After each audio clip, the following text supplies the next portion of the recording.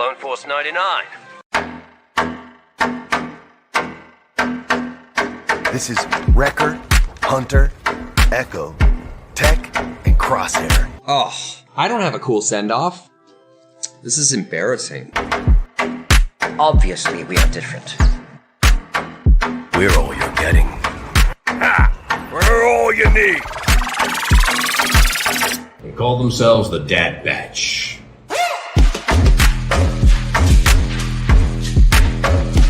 Experimental Unit Clone Force 99.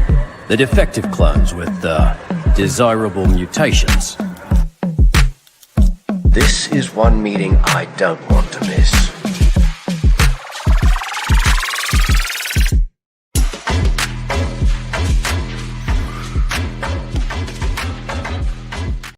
Hello, everybody, and welcome to another edition of the Dad Batch Podcast, episode 176. My name is Stevie Kicks, and I am one of your 4 hosts today. And with us, as always, the other Dad Batchers, your space daddies. First up, you know him as the Left Coast Avenger. We know him as Dadpool. It's Luke Yates. What's up, boys? I sent you a special package in the mail. It's running late because for some reason the delivery service in your area is like delayed by 2 or 3 days. I don't understand why. Well, you could have just dropped it off with me when you were up here over the weekend. Got to see you here in the hometown of Seattle. That was pretty cool. You and half of your family. So we missed that opportunity. But there's been a lot of snow. So it's probably why the postal service has been late. Yeah, it was snowing, which to my surprise and to everyone else's surprise who is native to Seattle, didn't expect that. No, but the stuff that I had to send to you, can't bring that on a plane. It's contraband. Oh, I like that. So when you get it, make sure to when you get the package, make sure to open it right away. Enjoy my space responsibly. Yeah. No way. You good? No. Okay. No, I'm good. I'm good. Wow. Ready for tonight? Nope. All right, let's go. All right. Next up, this is my partner, Mick Took, but you can call him Rami Shanaday. Oh, man. Okay, when he does that in the show, there's a lot more clicking and popping and whatever it is that he does to go with that. It just says tongue click sound. Yeah. It's like borderline Klingon when he does it. I don't even know how to explain it. All right, well, that's all you're gonna get out of me. Fair. What's up, man? How are you? I'm good. How are you? Good. I love that you're celebrating early with the Maul shirt. Mm-hmm. Getting into the zone. You know, the world is healing when your feed is just constantly Star Wars, new other stuff that we're going to talk about later. It's a good time to be a nerd right now. Yeah, we're eating good. You doing okay? Mm-hmm. All right, ready for tonight? I'm ready. All right, let's do it. And finally, specialty costume manufacturer, painter, and grill master. It's John Muad'Dib. Muad'Dib? It's John Rodriguez. Muad'Dibs. Listen now. What? Oh my God. Heyo.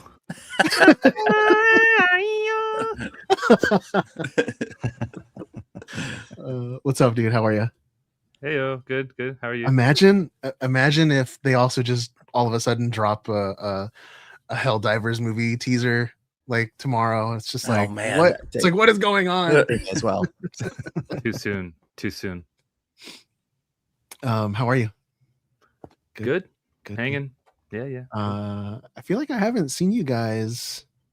What's weird is I just saw all of you in person last week, but because of like me getting on a plane, going to a different state for just 2 days, seeing Luke, and then coming back, it feels like I haven't seen you guys in like weeks. Mm-hmm. Yeah. But I it haven't was, been on. I haven't been on a couple episodes. I've been busy with work travel and Yeah, stuff. yeah. Yeah. And you weren't there in person. Yeah. Yeah. And I missed Downtown Um, Disney. Dang it. But man, that was so fun last week. And for our listeners, special surprise drop for you this morning. We released a live podcast recording and video to go along with it Sure. today. What? Luke's shirt is awesome. Oh, I said that Oh, shirt. This old thing. Yeah. Never mind the Clone Wars. Here's the dad badge. oh man. In the comments, let's see that reference. Who's got that reference? Oh, Yeah. there we go. You don't know. Jason got it right out the gate. We need to man. you need to watch that if we go watch the mall. You need to wear that if we go watch the mall premiere. Oh. Just wear that instead. Yeah. That'd be so funny. Never mind all this. Instead of the red and black tuxedo. Here's the dad badge. Yeah. So okay, before we continue, there was a question that I asked all the dads last week, and I gotta ask Luke because he was the only one we didn't get. What was your dream car as a kid? So before you could get your driver's license or anything, what's that one car that you were just like, oh, when I grow up, that's the dream? So not a sensible Volkswagen Jetta. You want the wild childhood dream car. Yeah. Raimi, what was yours? Yeah, the Pontiac Firebird. Pontiac Firebird. See, that's money. And John, Mine was the DeLorean. without the time travel. DMC. Yeah, just like Ooh. the car. Just the car. Yeah. Mine was the silver Lamborghini Countach. Yeah, that's money. So I watched the little Downtown Disney show today, and my answer was almost the exact same as Steven's, except my poster was a like lime green, tennis ball green Lamborghini. It was so sick. So lime green Lambo, please, all the way. Nice. I still want that. A Countach? I don't know. I don't Countach on it. Don't contest. And it's so hard to pin one car down because I remember really loving Ferrari F40s as well back then. Mhm. I would have happily taken an F40 over DeLorean, obviously. You know, like Yeah. you know, if it was like, oh, we have this instead, like okay. Mm-hmm. Yeah, sure. I guess I so. wouldn't, I guess I wouldn't so. say, you know, I wouldn't poo-poo it. And twist my arm to take this Ferrari off your hands. Sure. Yeah, you know, the F40. But I also liked Miatas. I think I said that too last time. I Miata loved life. that they were just these little like these little like 2-seater go-kart things. Dude, so my best friend in high school, his parents got divorced, and his mom had a Miata after the divorce. Red, you know, obviously convertible She's like, Miata. I'm single, let's go. And yeah. And we used to take the thing out, and we weren't too wild style with vehicles in general as like teenagers, but there was this one bump that was behind the high school. It was a long straight road, and it had this like dip.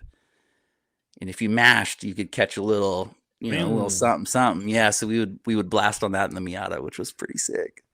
You're like, That was sorry, neat. friends, mom. Yeah, dude. That's wild. But yeah, the Miata life, Yeah. pretty sick. What was the car in Ferris Bueller's Day Off that they stole? Wasn't that a Ferrari? I thought Was it was it a Ferrari? Porsche. Was it a Ferrari? Let's see. Give me a second. I'll look it up. Someone in the chat, back us up here. Hey, Bueller. AI, can you Bueller. please let me know? Oh, my son just brought me a cup of coffee.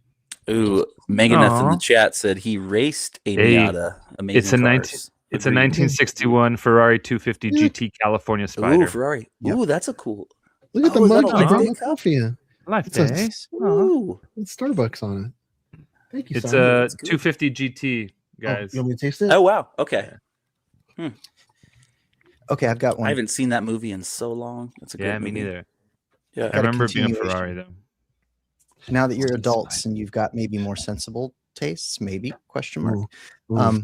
What's your current day answer to the same question? Ooh. So dream car now that we're middle aged. Dude, like Well. like a tricked out Mercedes like Sprinter 4x4 van kind of thing. Ooh. Adventure mobile. Oh. See, but again, that's so hard to answer. Yeah, and that's just off the that's top of the head, but I guess that's what it is, right? Like just the top of the head answer. That's what comes to mind. Sure. Somewhat sensible nowadays for sure. But Um, tricked out. One of the gangster ones.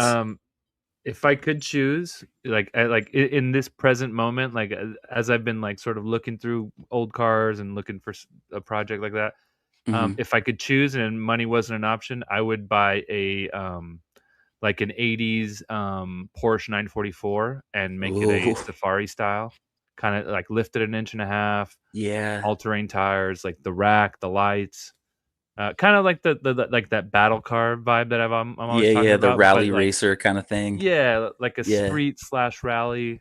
But I like that's what I want to do that to the BRZ eventually, but that's what I would do to like an older Porsche. That would be sick. Yeah. What about you, Ramey? Yeah.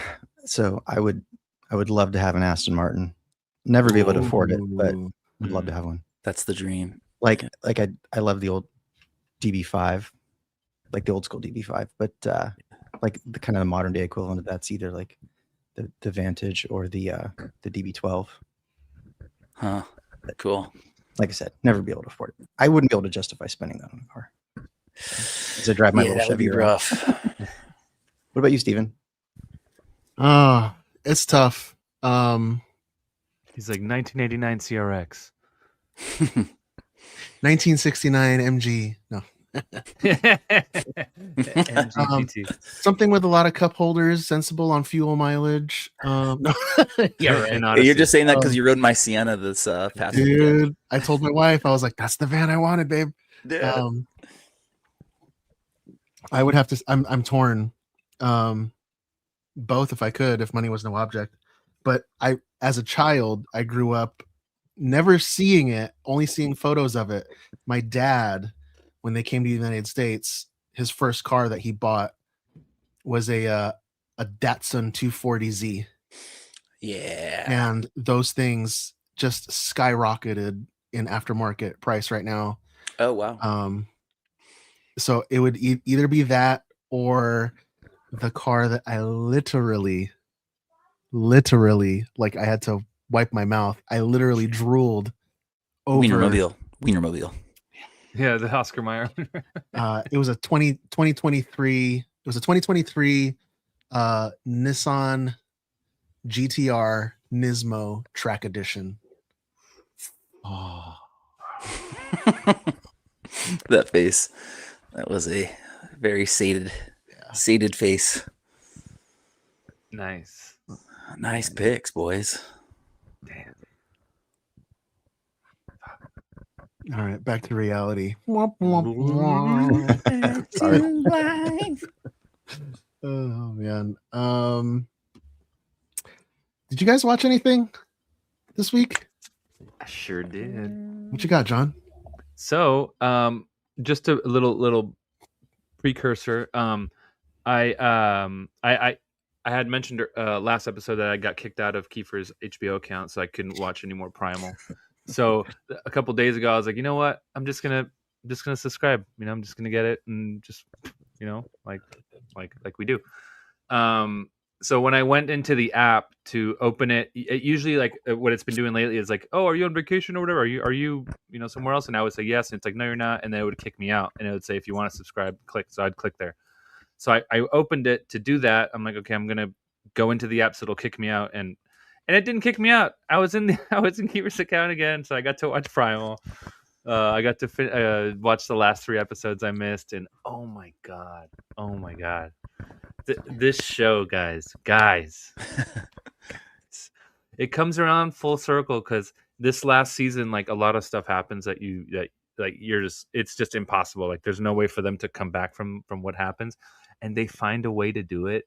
Huh. And you're just like, man, like, and so the screen caps that you post on it looks like it's kind of like a Conan the Barbarian, like medieval-esque kind of barbarian thing. yeah, right? Is that the way it was, Yeah, the way it was described to me is it could either be the far past or the far future, depending on how you look at it. But yeah, True. it's essentially a caveman that befriends a T-Rex, and that's how that story kind of starts. Nice. And it's 3 seasons, so there's a lot of stuff, and but it's also I think it's rated mature, so it's like an adult. Well, I'm looking it up right now, and it's on Adult Swim. Okay. Mm. So it's So, 18 and you know what? plus or something like that. It's I've Adult only Swim ever- like late night. I've Yeah, only yeah. ever seen Midnight the or still images that you've posted, John. You haven't seen So, any of the actual. Dude, I haven't even seen a trailer. So I know I'm not alone, so I'm gonna show this to our audience right now. Is this the Ooh. trailer? Or what is this? Season 3 trailer. Okay. Yeah, so I love the art that I've seen so far. It looks, dude. it almost looks like Invincible or something, art style. It's got a little bit of a simpler Jimmy version of Tartakovsky it. vibe. Yeah. It's him. It's his Tartakov- show. it is Well, there you go. Oh. Okay. Yeah. Yeah, that makes sense then. So is this It's the his show. caveman, John? Yeah. So He's very it's Solomon not a- Grundy. it's not a spoiler Yeah. because this is already this is the beginning of the 3rd season. It's already at the end, but so this dude essentially gets killed. And he's a caveman, so he doesn't look like this throughout the whole show. Like he gets killed and his body's like rotting, and some shaman kind of brings him back to life with like dark magic or something, and he's a total zombie. Look at that alligator. But he Oh. makes his way out. Yeah, it's really So pretty is there no dialogue? no. Or like very Oh. minimal. Like the only thing that he says is like the name of his wife. Huh. Like that's the only word he says, but everything else is grunts and screams, and Wow. it's Is like he it's like a Onomatopoeia minimalist kind cartoon. of stuff. Is he able to regenerate? So when Looks this like- shaman revived him, he was essentially a zombie that couldn't be killed. He was like an immortal zombie, but with like no brain activity.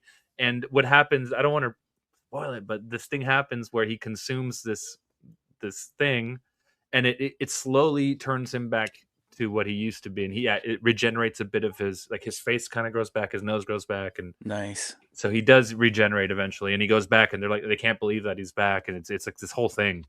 That's why at the end he's like riding because the dinosaur, he meets the dinosaur again as a zombie, and the zombie and the dinosaur doesn't recognize him. He's like rejecting him, trying to fight him, So when he comes back regenerated, and the dinosaur got in a huge fight, and he's kind of on his deathbed and smells him like as a human again, and he kind of tries to get up, and it's this whole emotional like reunion, and it's freaking awesome. Cool, man. It's awesome. I love the art. Go watch Yeah. it. Go watch I'm it. actually It's so good. now that I know that there's no words, that it's a series of just him grunting. Yeah, It's actually that's intriguing to me it's so good. You don't have to. Yeah, you could just. because I There's no find dialogue.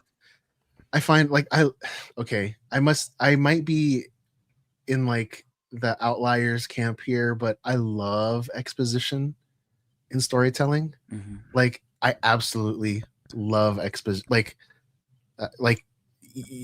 You could have I don't know, Back to the Future Part 4, and it could just start off telling you what happened in the first 3 movies, and I would be like, oh, this is amazing.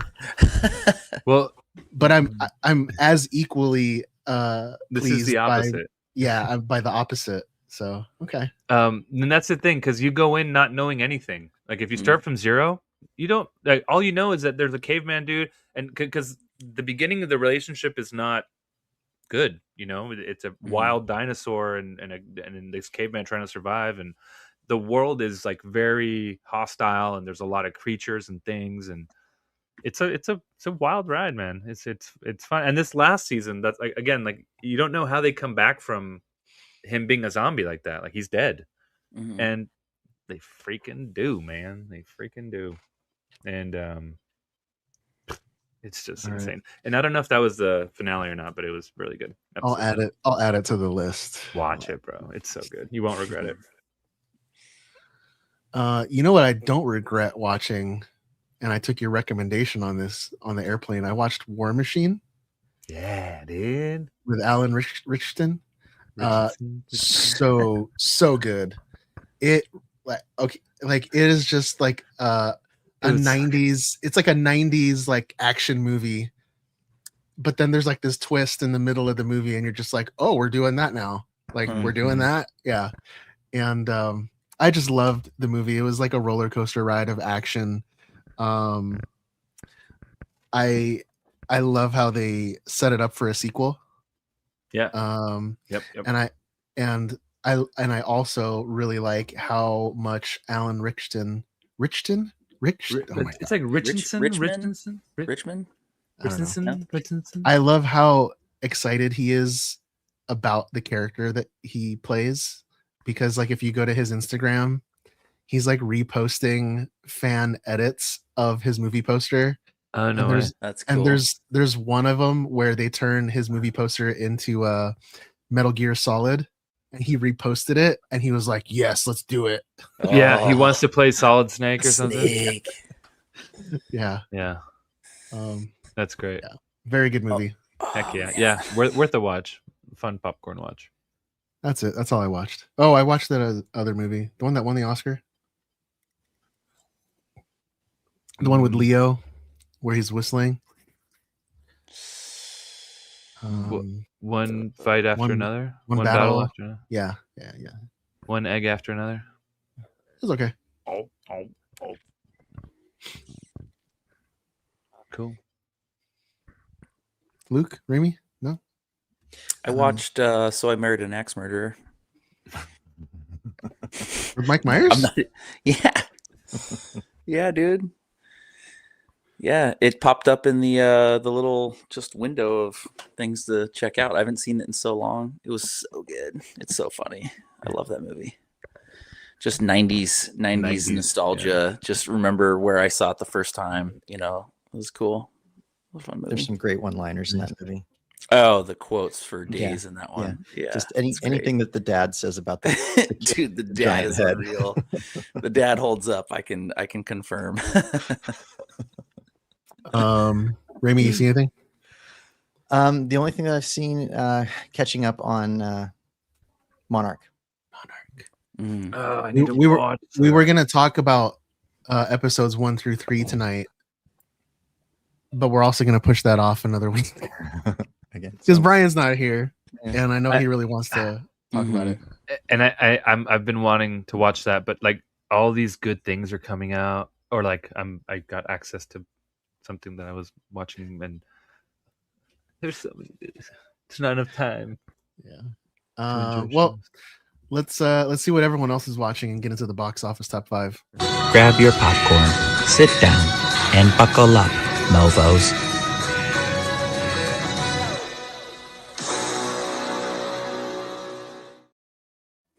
All right. Coming in first place for the weekend was Hoppers with 28.7 million domestic, which brings its worldwide total to $173 million. Coming in second place was Reminders of Him. Everything reminds me of him. Coming in with a weekend total of 18 million, worldwide total of 32 million. Third place was Undertone with 9.3, domestic and worldwide. Coming in fourth place, still in the top 5, is Scream 7 with 8.5 million, and brings its total to $175 million. And coming in fifth place, rounding out the top 5, is Goat, 4.7 million over the weekend, 164 worldwide. There's some movie news that I really want to talk about, and I know you're going to bring that up in other news, John. But oh man, yeah, I like reposting it on social media was like not enough. I gotta talk about it. But thank you again, everybody, for tuning in. If you'd like to show your support for the show, become a patron and join the All Access Elite Squad on our Discord. And make sure you check out our merch before it all gets vaulted at the end of the month. What the? At thedadbatch.com. I must be honest here. It is so choice. If you have the means, I highly recommend picking one up. Is that graphic new? No. It was always the chrome. Damn, That chrome is sick. yeah, I like That chrome that. is Sorry, sick. and Raimi, you're muted. So I love Chrome. I love chrome. love that. So do you guys remember? I don't remember. I should have looked this up actually before we came on the air. When forever ago, when we were in Japan, we saw a panel on. They were making a manga version of A New Hope, and it was a Kickstarter thing. And they were doing a bunch of different editions of it, and depending on the level that you paid into, it dictated like which version you were going to get, and some of them were different sizes, and some of them like how many copies of it you'd get, and whether or not it came with a translation guide, and yada yada. Well, I'll never forget that panel. That was the panel I bought my Johnny Storm costume during. We're all watching this with panel John while John was on the West Coast. Yeah. So mine came.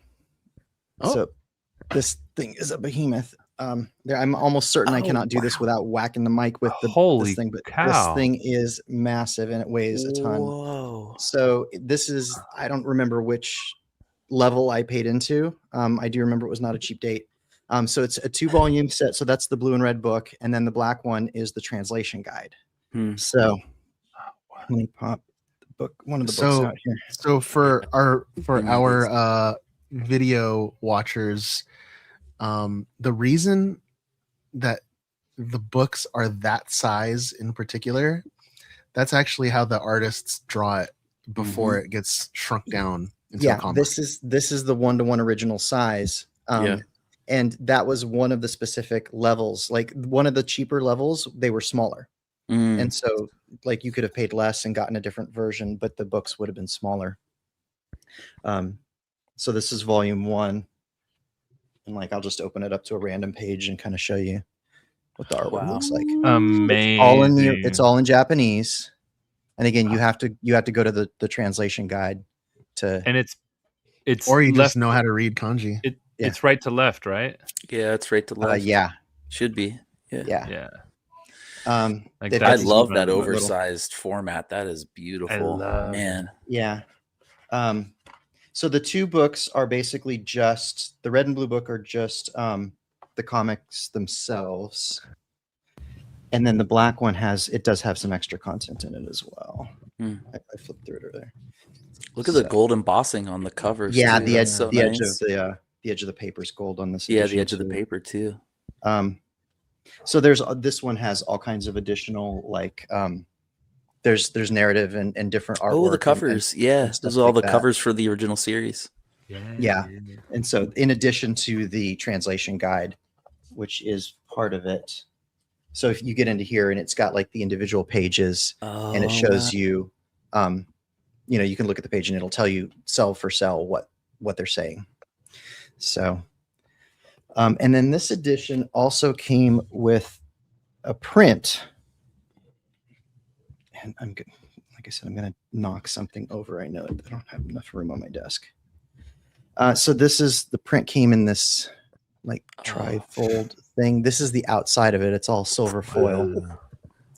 And then when you open it up, the whole thing is just one print. Oh, wow. I'll slide back so you can see. That's for like wall art, right? Yeah, that's a wall piece. This is just the whole thing is just one piece. That's insane, dude. Yeah, this is sick. That is gorgeous. You could you gotta put that up. Yeah, you gotta put it up. Well, let me ask this: Can you remove those and then frame each one of those pieces, or are those like stuck in there, or is that a removable piece of like a print? So you know what? I actually know what I'm saying? Those corners. I actually think there are additional prints behind it. Oh, so if I take the Falcon out. You can remove the print. Oh my god! For it. Oh, under it. Careful. Oh, so there's one for the book. Sick. There you go.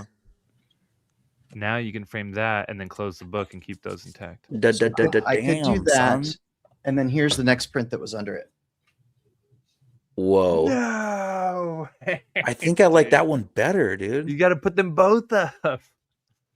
Oh, that's so sick. So can you imagine like doing a nice high-end mat, like three panel mat with these all in it? Boom, boom, boom. Yeah. So Like get us Raimi, do them sets with like maybe one in the red and one in the blue and so on. Oh, Raimi, do you want to hear some good news? What? So I'm I'm listening. looking at the Kickstarter right now. Okay. There were only 2146 backers of the Kickstarter. Okay. Mhm.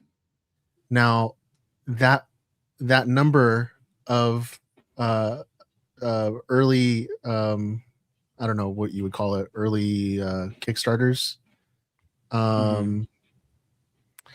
All the limited editions were limited to that number, so less than 2,000, right? Yep. wow. The tier that you purchased, because I'm looking through your email receipts right now. The tier that you purchased is called the Masterpiece Edition with the Triptych Folio Set. That sounds right. That Now- rings a bell. Now And I told you asked me what I got because Yeah. you're like, what should I buy? And I sent it to you. So I'm sure that's what you're and I didn't buy it, and now I'm kicking myself in the butt because there were only 88 backers on that tier. Wow. and Super they're limited. the only You ones that got paid this. you paid 265. Mhm. The cheapest one on eBay right now is Here we go. $800. Jeez. Damn. Could have got 2. So there's only 88 of those hardcovers made. They That only made is them. They only made them in the quantity that real. got backed. There might be like 100. Well, dude, under 1,000 of that is insane. Yeah, That's there's crazy. very little. That is crazy. Trip- Wow. Nice Wow. score, man. Meant to be Yeah, framed. This thing's Now cool. I'm kicking myself in the butt. Yeah. Yeah, like I bought some art, some like high-end art when we were in Japan. But this thing's a work of art all by itself. Hmm. So Gotta get it framed. Nice, man. Choice. we lost our Very navigator. choice. Even took off. He got home. He's so upset he left. What was this segment called again? Choice what? Choice moments? Maker's choice. Maker's choice. Yeah. So yeah, so either like if we've got like a particular thing that we bought or that was given to us or whatever, like this is the segment we usually will talk about it on. That's Yeah. cool. That's a good addition. Nice book, man. Yeah. Good pickup. Good Books. snag. Now I'm jealous. Stevie went to cry. He went to go check his bank account to see if he could afford to buy it on eBay. This garbage is nothing like clone armor. Looks a little tight on you, old man. Yeah, at least I know how to wear it. For the weekly workbench. All right, gentlemen, who is working on what? Okay, so I brought this with me to show you guys last week when we were in person, but Luke hasn't actually seen this. So I think I've teased this quite a bit, and we can talk about it on the show. I'm working on Maul from the show, from the animation. And so he's got some details on his gauntlet and belt. And I'm making the base gauntlets and belt out of leather. And obviously those pieces need to flex a little bit. So, if you look at the leather that I've got here, right, it's leather. It needs to flex, not like my forearm doesn't bend or anything, but I wanted it to have some give to it. So I've got to print some details that go on this, and I don't want them to snap off every time this bends. Maybe not such a problem for the gauntlet, but on the belt, obviously it's going to be a problem. So I found, and I didn't want to have to do a bunch of cleanup on relatively small details too, because, it's one thing when you're sanding a helmet, it's another thing when you're sanding something that's only like this big, trying to clean up those details. So I found this resin for resin printers that is rubber. And so these details that you've got on the gauntlet right here were printed on a resin printer, and they are rubber. What? See how they bend? Dude, I So- saw that in person. It's gnarly. Oh wait, so did you, Stevie? Luke, it's crazy. It's like no it's problems. It's like flexible rubber printed on the resin printer, but it's squishy. It comes off. It comes Unreal. off of the printer like a rubber tire for an RC car, and that's actually what, like, the listing on Amazon that I got. Like, that's actually what's in the picture is a tire for an RC car. Is Wow. this was this Soraya Tech? Nope, I've got the bottle right here. So this is Resi One F80 elastic resin. I think they've got a couple. There's an F80 and an F60 that are different levels of on the durometer. This one comes out at a between 50 and 60 on the durometer, so it's pretty soft. Interesting. Yeah, it is soft. It does require some specific settings on your printer profile, but the settings are very clearly listed on the bottle. And if you just set up a profile in your software with those exact settings that are on the bottle, I printed one set of these and they came out perfect on the first try. Wow. I had no problems on the Jupiter. Insane, dude. Oh my gosh, dude. Tech. Where did you hear about this product from, Ramey? I don't even remember how I stumbled across it. Yeah, just somewhere on Instagram or something. Yeah, just either online or that's clear. It was either like through a Google search or just poking around on Amazon or something. Yeah. Awesome. But yeah. But no, this is a great find, and I'm going to use this stuff a lot. Cleanup on it is a nightmare. It's really, really messy. But is it alcohol? Yeah, it's not water washable by any stretch of the imagination. But it does clean up with alcohol. But look at that though, dude. It's What is insane. that? Is Dental. that a pocket yaddle? No. They're using it to model out part of a dental implant. You have the F80, right? This is the F80. Yeah, there's an F60 also. F69 or 69, I guess. Yeah, That's even softer. No, Actually, this is the softer of the two. The numbers were backwards for whatever reason. I don't know. This is. I think it's the durometer. Yeah, it's right. the So it's number- softer. 80 is the durometer. It's they're numbering to John. it's like- John's but it's point, their backwards. numbering is backwards. For whatever reason, 80 does have a lower durometer reading than the 69 does. I don't know why their numbers the way that is. Wait, 69 is harder? This 80 the 80 is not the durometer reading. Okay. This is not the same. I'm saying 80 has a durometer reading of between 50 and 60 depending on how you cure it. Okay. So I don't dude. remember the durometer reading of the 69. It's not the same. It's higher number than this. So the number that's on the bottle is not the durometer. So that's It's not just the the name durometer of the. number. Okay, got It's it. just got the it. name of the product. It's the resin. name of the product. I It am not looks in like- charge of naming for this company. I would have done it differently. yeah. Hold on here. They have a video. Oh, I Here's- see. Here's 80 Oh, so versus one- 69. 80 is stiffer than 69. At 69 needs some PP up. No, 80. Oh, yeah. Look at that. But what's confusing about that though is typically like a number like 80 is on the rating for durometer like densities and stuff like that for urethane and rubber. So I guess that's why it's so close to our brains in that capacity where we're registering it like that. Because it's softer, the 80 will tear easier. But Yeah. Amy, tell me about the printing process. How did this dude, print you should make with, like? crap. How did it print compared to like just a normal? It was about 3 times as long to print from a time perspective.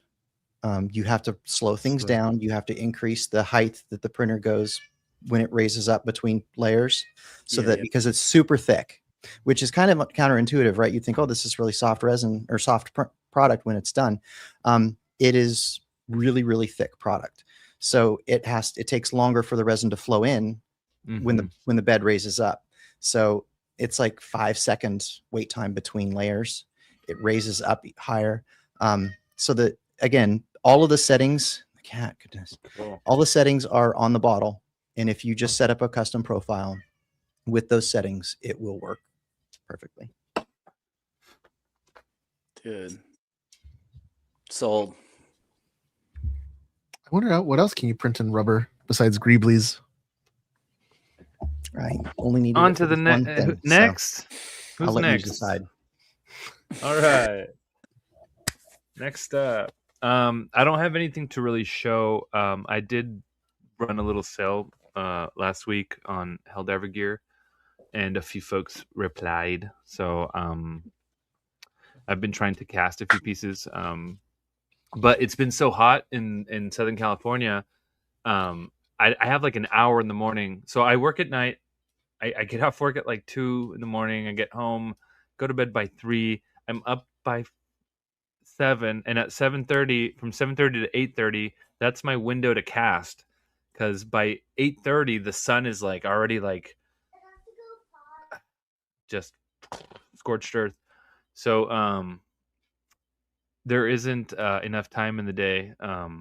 I'm hoping that the weather breaks a bit because it's unbearably hot, and the resin kicks so quickly in the heat. I already have I had to kind of not throw away, but I have a B-pole helmet because of that, because the resin was curing as I was letting it fall into the grooves of like the details. And I immediately, as I was like looking at it, because it usually takes like 5 minutes, and it was kicking in like a minute and a half, and I was like, what? I'm like, what the? And I just realized, I'm like, that's not coming out good. I have a question. Yeah. So for the resins that we use for these, it's usually like a 1-to-1 mix, right? Or often is. Yeah. Can you mess with that mix in order to buy yourself additional time? Like, can you do like an 80-20 or kind of a thing, or it's like a 60-40 instead of a 50-50 in order to get yourself a little extra, or does it not work that way? No, I don't. He's It shaking his doesn't. head, but It I'm asking doesn't. the one who does it all the time. Because no, but yeah. Sorry, It's let me Go ahead. Yeah, let me explain the chemical reactions to Remy. He'll understand this. So the 50-50 is the chemical makeup of the resin, the urethane resin. What the byproduct of mixing those two, part A and part B, is it has an exothermic reaction, and the heat is what cures it. Yep. So him adding the additional heat of the sun is making it cure too fast. But So by adding less, it doesn't counter it. Would No. it have a lighter exothermic reaction? Because I know that I can buy myself extra time with Bondo by putting less hardener in there. It's not the same. And the end result works just fine. It's not the same, because you need the 1-to-1 mix in this case to get the result you need. Okay. The final result. For example, I accidentally one time, I was using 57D, so the softer, like flexible stuff. I accidentally did 2 parts of one. So it's supposed to be 1 part and 1 part. I accidentally put 2 because I wasn't sure. I'm like, oh shit, did I put it? And it didn't look like a lot. So I put another one, mixed it, put it in, and when I it kicked and cured in the same time. But when I pulled it, it was like squishy soft rather than like armory. So it was like dough essentially. Yeah. So but it wasn't. You essentially had the 69D. Do they make an additive or anything that you could add to it? Like, could you go to Reynolds and get a little tube of something that you could like put a couple drops of something in that buys you some extra time? Is there something like that? I'm just curious. No.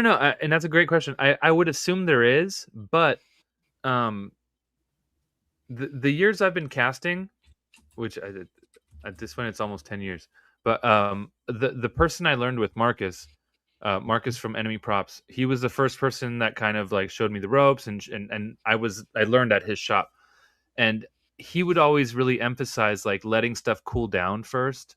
So it's not necessarily the time of the reaction, it's just the heat. Because if it's already hot out, like there's no way to control the climate. Like you would need to be in like climate controlled space with ventilation, and it's like a whole thing. So I don't know. It just doesn't work the way you would expect, or the way you might want it to. It just cuts down your time a lot, but you need that time to coat evenly and to hit all the nooks and crannies and all the grooves.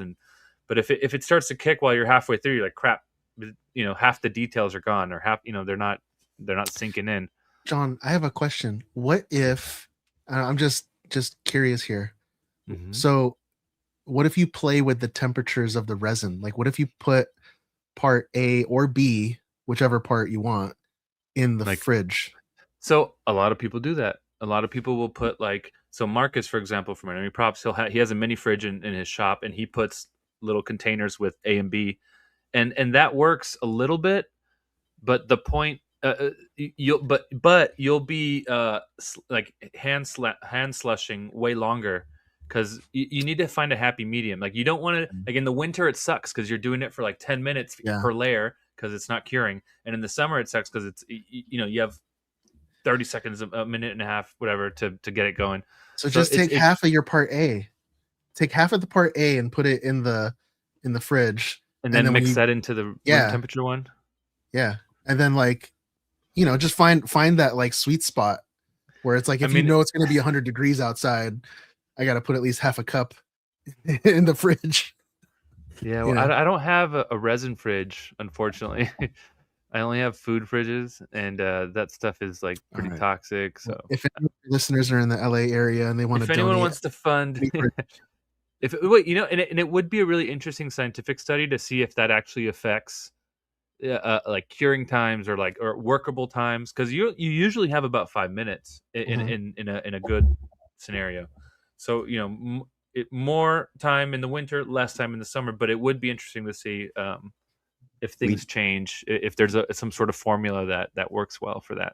So if anyone wants to fund, we'd have to measure some out in advance, like put some in the fridge, some not, have it like measure it perfectly, like have a scale and everything, and then do 2 at once, like just time it, like do 2 literally at once. Sounds like a workbench video. Kicks faster, dude. I mean, we could do a scientific experiment and see what happens. Just bring Raimi over to cast a helmet and see who lasts longer. See what happens. Yeah. We could try it with a shoulder or something smaller if we want, or whatever. Must have lab coats though. Ah, yes. Oh, we've got this. Spillage. Yeah. I like this. All right. Mark it down. That would be a good little segment. Do it. In the lab with the dad bag. Do it. Ooh, in the lab. Ooh, we need a new bumper. That's good. All right. Copyright registered. I've actually been working on a project with my son in the 3D printing resin realm. My oldest son, who is doing a school project in April, he's doing a maker's market, and so it's like the whole grade has to participate in this, and it's to kind of help like build skills on producing a product, marketing a product, the sales based around it, just which is a really cool lesson to teach. I love the idea of this project. So it comes in the form of like kids making like bookmarks, and he's been getting intel from all of his buddies and classmates and stuff on like what they're making, and it's like total across the board kid stuff, but the idea is that it has to be made in some capacity, painted, or some kind of service that you provide. So we came to the place where we're printing all of these little minifigures out, and we're gonna do, so he needs like between the low end is 20, the high end is like about 60 to kind of cover your bases, because there's about like 80-ish kids that are going to be they all use fake money. They use like school money for this project, so they're given a budget, and then they are also kind of taught how to shop with that budget and manage that budget and stuff in this maker of market field as a customer and as like a vendor. So we are resin printing little Pokemon figures and little Labubu figures, and he is learning how to slice and set up the file. As the only thing that I'm taking out of the steps I'm taking out of it for him are kind of like the toxic steps of like putting the mask on, cleaning the vat, kind of rinsing off the figures and stuff like that. But he's like setting up the files, which is really cool. So it's been really fun to like show him the ropes as much of an amateur as I am with it, which is totally amateur status. But we found some files on Thingiverse. I'm gonna lift up my little visual representation here of what I got printed so far. We have an army of Labubus. Dude, we have a sea of Pikachus. little Pikachus. Yeah. And so we're doing like 20 of each, basically. Like we're gonna do like 20 Pikachus, 20 Labubus, like maybe like 20 of another like Pokemon figure. We're still trying to figure out which one we like. All about the same scale. He's gonna do some like limited edition ones. So he's gonna like do like a base coat in like a gold or like a chrome. And then on all of the regular like inline colorways, he's just gonna like, I'm gonna teach him how to spray paint. I'm gonna like have him like hold the can and like do it with the PPE on, and across the board with it.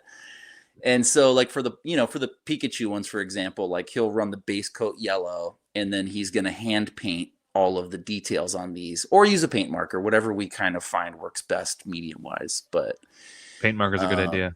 Yeah, just for like hurrying it along and like the production line stuff, So it's been really fun, man. It's been really cool because he's been kind of getting interested in the 3D printing and stuff. So yeah, we're having a lot of fun doing that. That's been the big project the last like 2 weeks or whatever with our printers. And then I think we're going to talk about this more at like WonderCon, but just been working on a lot of stuff. If you can look into the camera right now. That good. Some stuff. I need 10 of those, dude. Yeah, we will have multiple colors. So yeah, we've been doing a lot of Dad Batch stuff on the back end, just as a way to use it for our outlet for creativity. So you'll see some stuff soon. That's about it for me. Is it? So some of the stuff that I worked on. So if you listen to last week's podcast, yes, some of the Dad Batch, we met up in person at downtown Disney. It wasn't just for fun. We actually were talking business and talking about the podcast and the future of the pod, because we want to continue to keep delivering just cool stuff to you guys, the listeners. And the cool thing is, as the pod continues, as the audience grows, we've got listeners who happen to work for all kinds of companies out there that we're all longtime customers of. So we've got collaborations coming up in the future. We've got potential sponsorships coming up in the future, but there's also things that we're working on as the Dad Batch to deliver to you guys as the listeners. So that's really fun stuff. I think we're going to talk, as Luke was talking about WonderCon, I think WonderCon is going to be the first time that we're going to preview and talk about some of the new stuff coming this year and in the future. So if you can make it to WonderCon, we will be having our panel Saturday night at 8 in room 23D? Check our CD. 213 CD. Yeah, there you go. 213 CD. Thank you, Steph. Producer Steph. So that's gonna be fun. Sorry, I don't understand. Shut up, Siri. Siri. Let's see what else. So yeah, future podcast stuff I've been working on. So while in Seattle, which was just a personal getaway. Luke recommended that I go check out the Museum of Pop Culture. Mm-hmm. Is that what it's called? That's it. Yeah. Mopop. And so I, there's a lot of guitars and stuff in there, which was cool. They had like guitars from like Jimi Hendrix and just it was really neat to see the guitar exhibit, just because my son's getting into guitar now, so that was kind of cool. Yeah. But my favorite part is that they actually had a sci-fi room downstairs in the basement, and I was like, I'm already walking into this like, okay, yeah, let's see what you got, like, let's see what kind of money you have, Paul Allen, with your personal collection. Yeah. So took some photos, and Rami, I got so many ideas for how to build like different displays and stuff for like booth builds. Ooh. Okay. A lot of which I'm not going to show on here because I want to talk to you guys about it. Good ideas and stuff, how to execute execute different visuals. But I thought this was cool. This is the fish tanks from The Walking Dead. The governor keeps the zombie heads in there. This was the Hannibal. This was from the TV show Hannibal. It was like a skeleton art piece in a tree. It was kind of Dude, John, cool. the horror exhibit in this museum is wild. It is so crazy. So this is the casket. This is the casket from Dracula. No way. And from with what's his name? Bram Stoker. Bram Stoker's. The best. So like one.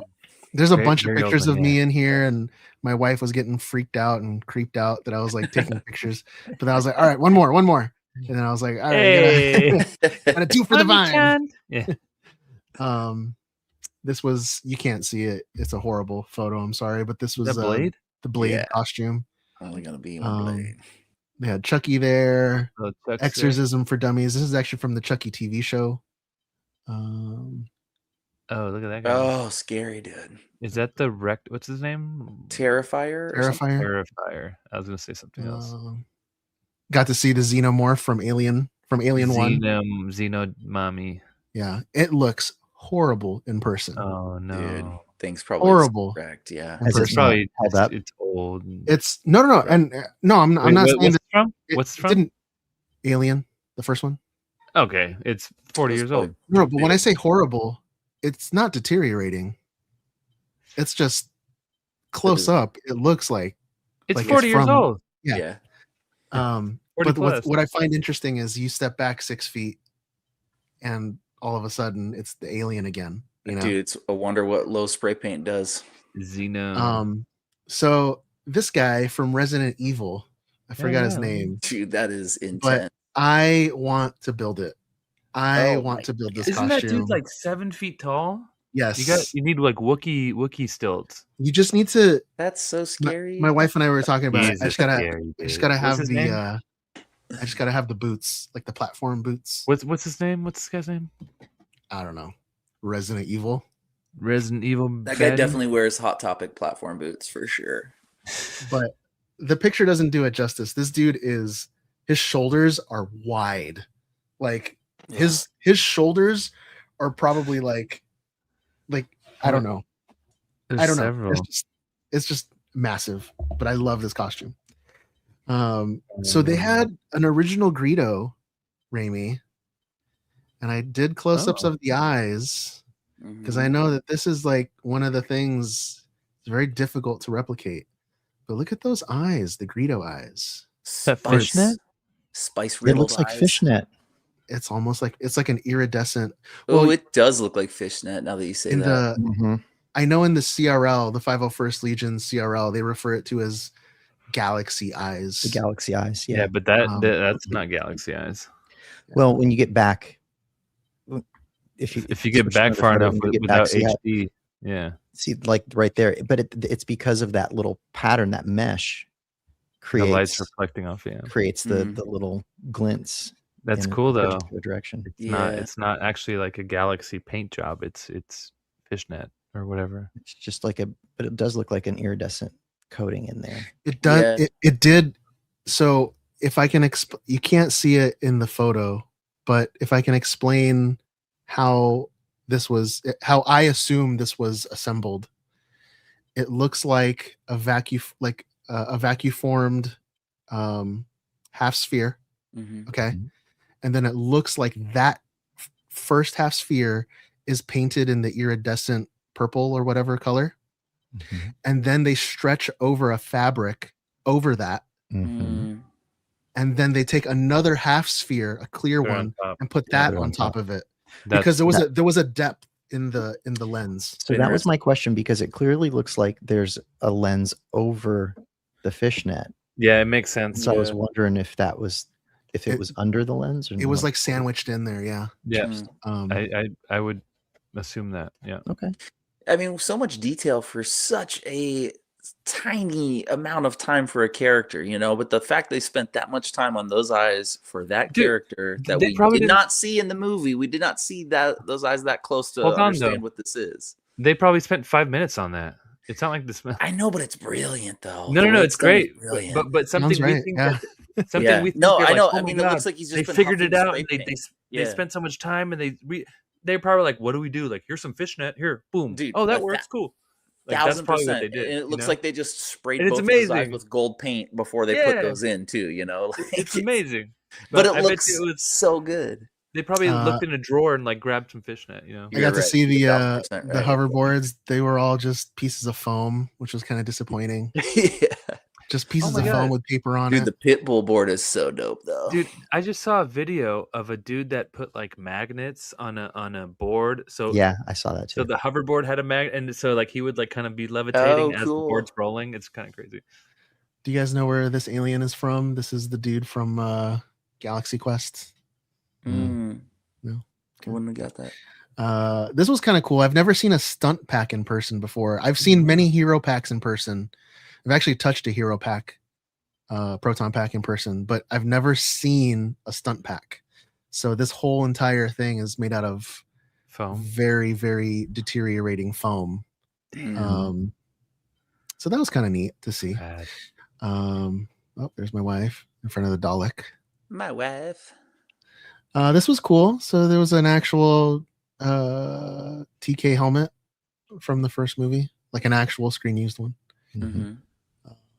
Oh, and then I love this. They had the filming maquette for the Death Star. Mm-hmm. Oh wow. Death Star 2. No Yeah, way. that thing is Dude. cool, man. Beautiful. And it's pretty massive in person. Mm-hmm. I'd say it's probably, I don't know, 6 or 7 feet in diameter. Yeah, circumference. Yeah. They had some Star Trek stuff. Got to see a Borg. Borg. Mm-hmm. Got to see Oh, the Donatello. turtle's new. Is that They Mike? I haven't been there in a minute, but they didn't have him last time I went. That's cool. That's Sir So, Mikey. no, this is Donatello from Turtles 3. Oh, why is he all gnarly? They had the TX from Terminator Salvation. Oh, weird. Wow. Is that the Uh, I don't know. they had Oops. they had a Monkey. monkey. Dr. Zayas. They had some props from Star Trek. Ooh, Aliens. is that Starship Troopers? Oh no, No, bro. Aliens. dude, I've never even seen it, man. Come on. Come on. Come Pop on. in a DVD, bro. I've seen Starship Troopers on. Pop in a laser disc. Come on. Says the guy that How do you think hasn't I watched seen the Indiana Librarian Jones. Hey. I've never seen an alien egg true. in person, a xenomorph egg in person before. Oh, Bart. I didn't realize like just how massive the prop They're is. big. Yeah, It's they're huge. big. It's huge. Like 3 feet I tall. want to like once I saw this in person and I saw the technique of how they do the texture on the egg. I want to make like a dozen of these for Halloween. Oh God. I want no, to, yeah. don't I wanna, Vases. You know the vases of the goo? You could print those. We can mold it. Let's mold it. Barf. Let's go. well, I want to like maybe we can cast the opening in rubber so that it can do the opening and the closing. We could do it in like I have this other Resin material. print it. No, but make it gooey. You know, like make it soft and squishy. Still talking about alien eggs, right? What? There's an alien egg. There it is. What that? is this? I don't know. Script. And then this is one of my favorite things because growing up, I was a huge Star Trek fan. My dad and I would watch Star Trek all the time. Next Generation, and Locutus was like my all-time favorite. So to see the actual filming prosthetic appliance was kind of cool. That's it for my workbench. Cool. That's fun. Nice little tour, dude. That's cool. Yeah, you guys didn't even have to pay to get in. Mm-mm. Hey, Raimi. Hey, Steven.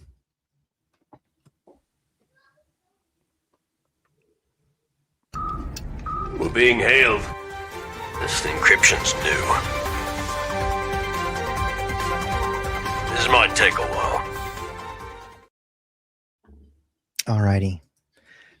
First up, we got some award stuff. So congratulations to Warwick Davis, who was presented with the Order of the British Empire Medal from Prince the Prince of Wales, as part of a special ceremony at Windsor Castle last Wednesday, citing both his career in film as well as his charity work for people with dwarfism as the reason for the award. The Prince also admitted to being a lifelong fan of Warwick's work. Born with spondyloepiphyseal dysplasia congenita, Davis has looked at his roles in his films as having given him the opportunity to bring together people with dwarfism. In 2012, he founded the charity Little People UK with his late wife, Samantha Davis, to do just that. So, Love Warwick Davis. Yeah, he's great. Also, last week was the 53rd annual Saturn Awards. So, Andor, Skeleton Crew, and Tales of the Underworld were all up for major awards. Andor won for Best Science Fiction Series. Diego Luna won for Best Actor. Stellan Skarsgård won for Best Supporting Actor. Genevieve O'Reilly and Denise Gow both were up for Best Supporting Actress, but neither one, which is criminal. Ravi Cabot-Conyers won for Best Young Performer for Skeleton Crew. But to top it all off, attendees were surprised when Mark Hamill took the stage to present the Donald A. Reed Founders Award to George Lucas, who was also there. So the award is given to individuals who have made significant pioneering contributions to the genre entertainment. Sorry. So, and we've also got some Oscar news this past weekend, but we're going to get to that later on in the news. So. I love how like when George accepted his award, he's just like, he's so George Lucas about it. He's just like, cool, thanks. I'm building a museum. I didn't see, but it sounds like the two of them had the shortest speeches of the entire night. They were just and then he says, and out. I think he ended his speech by saying, "My wife said make it short," and then it just walks off. It sounds like he did. So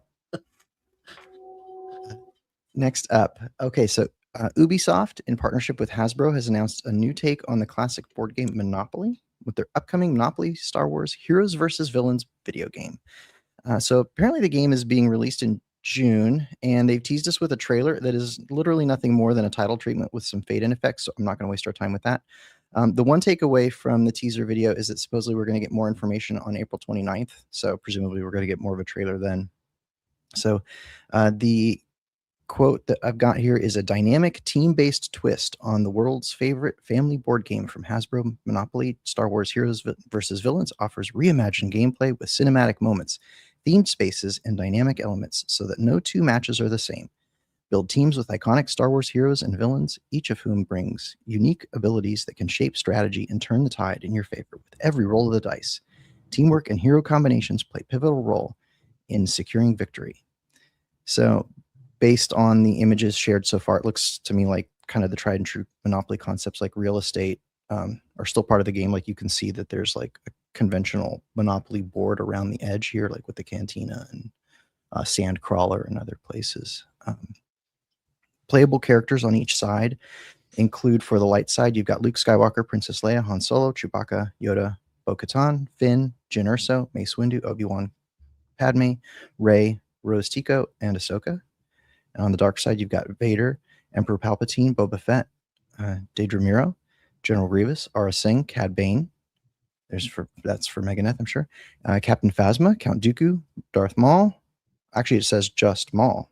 Interesting observation. Morgan Elsbeth, Asajj Ventress, Kylo Ren, and Reva from the Kenobi series. You think Maul's gonna have a first name eventually? Well, there's a quote where he says, "Formerly Darth, now just Maul." I know, but do you think he's gonna like get a first name? Like he can't just be Maul, like Cher. Darth is a title. Yeah, you can. Why Right. not? Come on. What if No, I'm just saying like maybe it's like Steve Maul or something. Garth Maul. Mark Maul. Jimmy Maul. Jimmy Maul. If we were to take the Plagueis book as canon, they literally just they address that and they'd say it's literally just Maul. So yeah. Like Cher. Now it says on the dark side that you can play as Darth Vader. This screenshot here shows dark side Anakin as Darth Vader, so it's like pre lava Vader. So I don't know if we're gonna get what's going on here, Monopoly people. I don't know if we're gonna get the conventional original trilogy Vader or not. So It does come out on June 11th, and it's going to be on all the major consoles and PC. Just his first name is Just Maul. Just Maul. Paul Maul. Paul Maul. Touche. Paul No, Maul is- touche. Okay, so Great Fortnite name. is going to add a Star Wars mini game developer tool set for fan creators. Ooh. Supposedly something's coming out sometime this week, and I heard that starting as early as tomorrow. I guess they're Oh. doing kind of a rolling rollout of this. Fans are going to be able to create their own Star Wars content in the game using various Star Wars assets. What? Yep. I So- am totally down to build a Dad Batch mini game. There you go. So I don't have details on which characters or assets are actually going to be in the game. And the only thing that we know is that this teaser that Epic Games put out shows Han Solo and Darth Vader action figures on the side of the screen. Like, this is literally like all we know. Keep in mind, Disney dumped a bunch of money into Epic Games, so this is likely not the end of the collabs that we're going to see with them. My kids keep asking me, when is the Bad Batch going to be added into Fortnite? And I'm like, I'm working on it, son. Valid. I keep telling them I'm working on it, but yeah. So, all right, that's it for game stuff. Moving on to Mandalorian Grogu. So, I said earlier we were going to get to the Oscars. So, we had an appearance of Grogu at the Oscars. So I'm not super stoked with how all this played out. Yeah, that was weird, dude. The whole thing felt weird, like from beginning to end. So Grogu was in the audience, and it happened when Sigourney Weaver and Pedro Pascal were on stage presenting an award. I don't even remember what they were presenting. I get that the Oscars are not for kids. I get that the quote that Sigourney Weaver had was from Alien, right, and everything. So we'll play this. We'll play this whole thing. I'm surprised that Lucasfilm was cool with everything that transpired here, especially Weird. like you'll see like when Conan comes out. I mean, he's pretty much just like dance, monkey dance.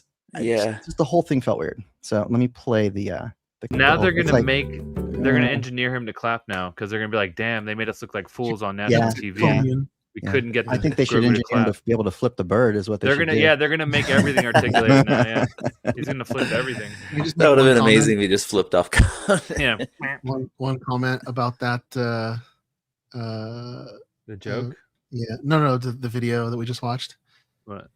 Seeing Pedro Pascal without the mustache is also equally as weird. It is. It's. And did you see this? Alarming. He gave it. He gave it to Leo. He gave it to Leo. Yeah. Give it to Leo. Leo looks pretty good with the stash. Not gonna lie. I like that. Yeah, that's good. He had one when he played Howard Hughes. Mm-hmm. In I don't remember the title of it, but when he played Howard Hughes, he had one in there. I think I'm gonna grow the stash. Cool. Grow the stash out. Do it. Dude, stashes are stashes. They look cool. They Bring it on. definitely look cool. I don't know. I don't think mine would look like that. I don't have You enough. just gotta have patience. You just gotta give it time. The hair that grows. John, to the this is top like has 6 to go months to of the bottom. patience. Dude, That's I can't get past the stage where the one whisker like goes over your lip and kind of curls like lip ring style, like over You your have lip. to cut That's it. when I'm like, I'm done. I'm done. Just cut it. Just trim it.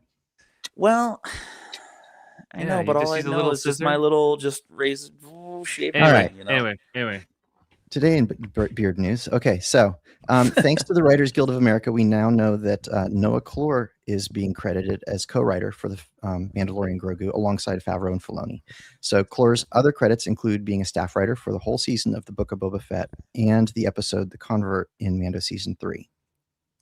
So, so there we go. So we got We're getting the mod gang back together. Yeah, we got a third writer. So Here comes the cat again. We've Is got that- a new image of the Warlord character with Grogu in the cage. And this was an image that was released. I don't have a lot else on this other than Favreau's gone on the record saying that when we do hear this character's name, it's going to be meaningful to the fans. So I don't know. Are we what he means by that. But are we talking Who? about the dude in the middle or the dude on the right? the the guy in the alien. middle. Well, the guy in the Oh. middle was one of the warlords, but That's is the right. guy- But, is the- he's going to have a more significant role in the film. Okay, and we're what's- going to get is- his name. Up until now, he's not been identified. Is And he? Favreau has said that his name is going to mean something to us. He just looks So- like Kingpin. Mm-hmm. It's my next costume. And look, he's just wearing like a suit jacket. Yeah, he looks comfy. V-neck. So- With a V-neck. What the heck? This is in the Mando movie. With the like lapels. Yeah, he's just wearing a suit. Yeah, peak Like a- lapel with the like yeah. dinner This jacket dude's or from something. Earth. Let's see. So we also got a let's see. Sorry, I lost my place in my notes. Oh, we got a new 60-second TV spot as well. Most of it's existing footage. Some of it is resequenced, which I'm curious if that was intentional or if it hints more at if it's more in line with the plot. I think there's a clip of Grogu sneezing. He's got that maybe wasn't there before, but I do have it if we want to watch it. So it's exactly 1 minute long. John Shaking said no. We don't want to watch it. All right, fine. We won't watch it. There you go. If he can't clap, he can't sneeze. I'm over. If he can't clap, he definitely can't sneeze. Well, he does, and we've got Over footage of it. But so Kathleen Kennedy was doing an interview with Variety Magazine and seemingly confirmed that we're never going to hear Grogu speak. I don't know how much never means, but I'm going to assume that at least holds for the film. For as long as I'm the CEO and president, Grogu will not speak. Yeah. I think as far as she knows, which includes the film, and that's about it. So she said Grogu is another perfect example of a character that has to emote and you have to feel connected to. And he never speaks a word. Fans will love Grogu on the big screen, and he never says a word. So It's like Primal. there you go. Except for that one episode, which apparently there's dialogue. Whatever. A little bit. Moving on, we've got our last topic is Maul. Lots of Maul stuff going on, which is great. So this one's going to be filed under the topic of why do you hate me, Disney? But we now know that the drop time for the show is going to be 12 a.m. Pacific time every week. Hell yeah. Whoa. Cool. So it drops on Mondays. All Mondays. Maul Mondays. Is that 3 a.m. Eastern? It'll be 4 a.m. Wait a second. So that's Sunday night? That'll be Sunday night at midnight for us. Oh, nice. But it's got to be 3 a.m. So that'll be like for 3 New a.m. Yorkers. Eastern. Yeah. Oof. Woof. West Coast. Okay. Maybe we can do like some watch parties. Have fun. I'm not staying up till midnight every week. No. Maybe like a Monday next day. Monday night, like a Monday night watch party. That's fair. Sure. These are short episodes. Yeah. But they're releasing 2 a week. Keep in mind. Let's do it on the Discord. Yeah, Double there's 2 weeks. So let's take a look at the schedule.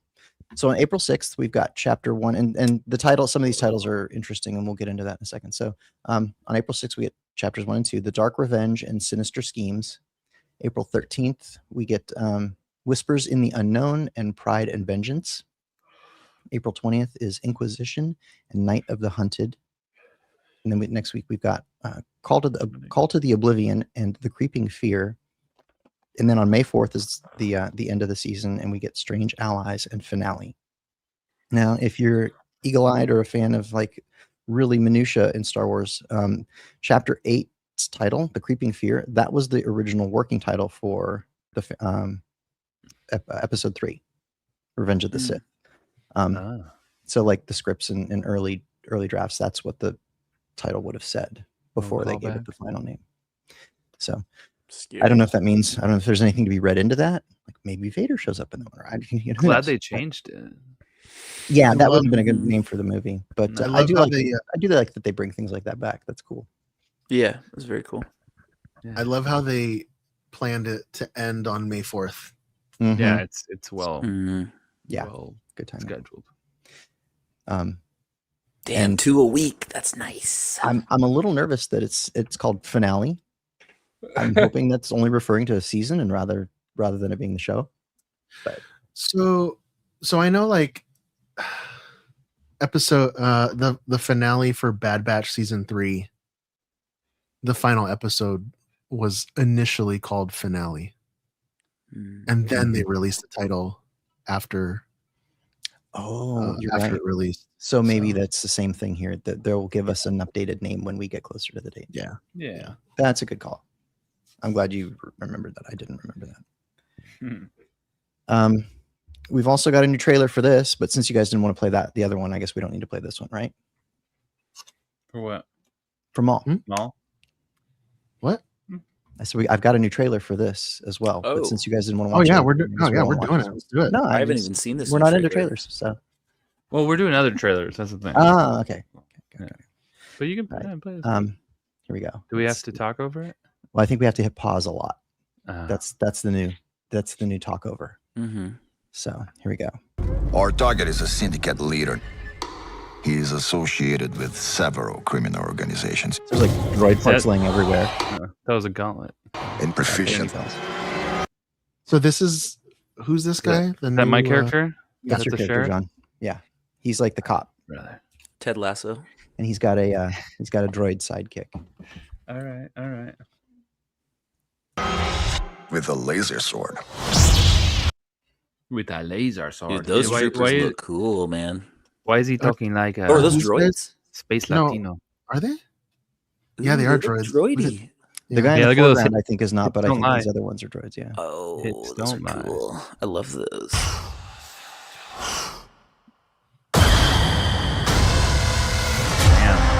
Oh, I love I love that this. title treatment. That's sick. To kill me. So we've got the return. I Aquarium. had to hit pause there. We've got the return of the TK troopers that we saw in the Bad Batch, Yes. which is great. TK Troopies. So, did we see these walkers in the Bad Batch? I know they were in Rebels. Yeah, that design's This interesting. style of walker. Maybe not. Not sure. I'm trying to remember. Was it the ATDP? Is that what they called that one? I don't remember. They were in Rebels for sure. Me.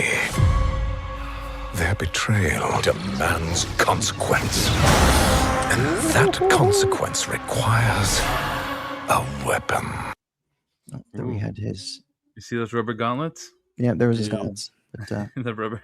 Those rubber gauntlets. But Did he we've print got- them too? Damn. so we've Did got he get the them new, from you? yeah, I made it for him. So we've got the new his would be apprentice. Is that Orion. going to be Talon at the end or something? Who knows? That's what all the That's all the fans are fanboys are wondering. screaming. yeah, exactly. Weapon.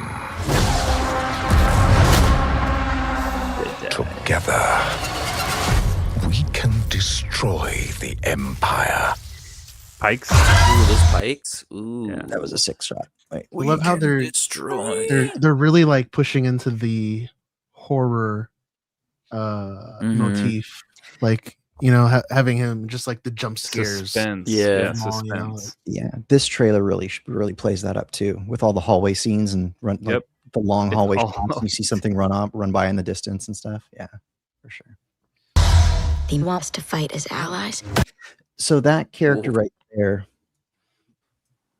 there we go. That's her Duros? master, her former Jedi master, as I understand it. Ooh, so I think the Guy in the name foreground. of the apprentice here is Devon Izara. Hmm. If I'm The not girl? mistaken. Yeah. Yeah, and we've been given this guy's name, and I'm sorry I don't remember it, but this guy that she's talking to is her former Jedi master, so he's still alive too. Cool. David Neth is asking who the sound guy is for the show. I think it's Joel Aaron. Kiners, says Steph. Who's the Or, sound guy? or when he says sound guy, is he actually talking about the sound guy, or is he talking about Effects. the music? No, it's Our It's definition the Kiners. of It's the sound guy. Kiners. it's wait, sound guy or music guy? Music guy is the Kiners. Sound guy is our music guy. But I think Joel Aaron is doing the audio, or the sound. The Empire may be our common enemy, but Maul will never be our ally. Pikes. We need to find them. Whatever it takes. Whatever it takes. There's your brothers, Stephen. Oh, me and Brian. The Maul guy? Icarus. I want to do Icarus. Icarus. I think Versus that's the one him. with the That's mask. Icarus. I think. Oh, sick. Whoa, who's that Mando on the right? That's Brian. Yeah. Ooh. There's a Oh, Mando that's there. Brian. Nice. Yeah, the all black Mando. All blacked out Mando. Yeah, It's literally him right now. that kind of is exactly it. That's funny. Yeah. Mhm. He's going to love that. This is escalating out of our hands. The Empire will want answers. The I Empire like will that lock guy, dude. this planet Yeah. down. That Inquisitor. Jedi, where is Maul? I'm right here. Yo. These lightsaber battles, and I've got some stills that we're going to look at, but the animation of the lightsaber battles is just breathtaking. I love how they've got the trailing like flame of the swoosh like trailing behind the blade. I don't think we've seen them do that in animation before, right?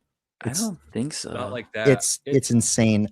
I've got a shot where he like threw his saber. Like there's a shot where he throws his saber and it's just flying like boomerang style. And it's both blades are doing that, and it's just crazy. Each animated show just keeps getting better and better.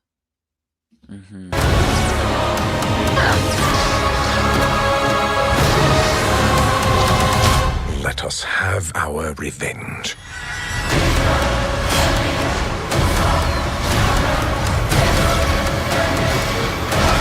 Dude, that guy with the grenade launcher. We're not gonna take out the. Did you guys? Okay, so I know that there was the callback when he says "revenge" is like a callback to Phantom Menace. Do you guys hear the little Duel of the Fates motif? Yeah.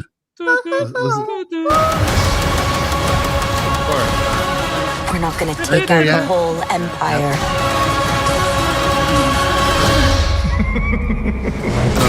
And then is that a Starkiller reference? Dude, that logo. If you're not following Dina Kiner on Instagram, you should be, because she drops little hints occasionally. she'll post something that'll be like, I've been spending a lot of time listening to the Phantom Menace soundtrack today. Just for no reason, just little weird things like that. So damn. Amazing. That is that trailer. Yeah, so we've got some stills. I mean, like I said, I just tried to get some. I like that Merrick. I like that they're bringing the Inquisitors in here too. Obviously, we know that Maul doesn't get them. So neither of them live. Although Merrick is like a ghost like, or whatever, right? Kind of thing. Green. Yeah. Oh, maybe he does fog get. Dudes. Maybe we see him get iced in this series. Yeah, but we know that the Crow makes it and Ahsoka eventually gets him. Yeah, Ahsoka. Yeah, here's a really good shot of those blades doing that bit. Amazing. Very well done. Oh, look at that. That's insane. That's it. That's my last slide. So the animation supervisor Keith Kellogg, he was talking about the animation and how they kind of evolved the style. He said, for the action scenes and things, we really wanted to try and concentrate on silhouettes of the character. So we enabled the rig to really shape that silhouette a bit more so that we could really get a very artistic, slightly anime kind of style. We really wanted the show to reflect the aggressive style of Maul. The other thing we did was really try and focus on crisp posing, especially for fight and action scenes. We really wanted to make those really strong clashing moments with lightsabers and things really read in a very strong graphic kind of way. So, yeah, I mean, just these trailers alone, if they're any indication, it's going to be insane. That is it for the news. In other news, featuring Glup Shadow.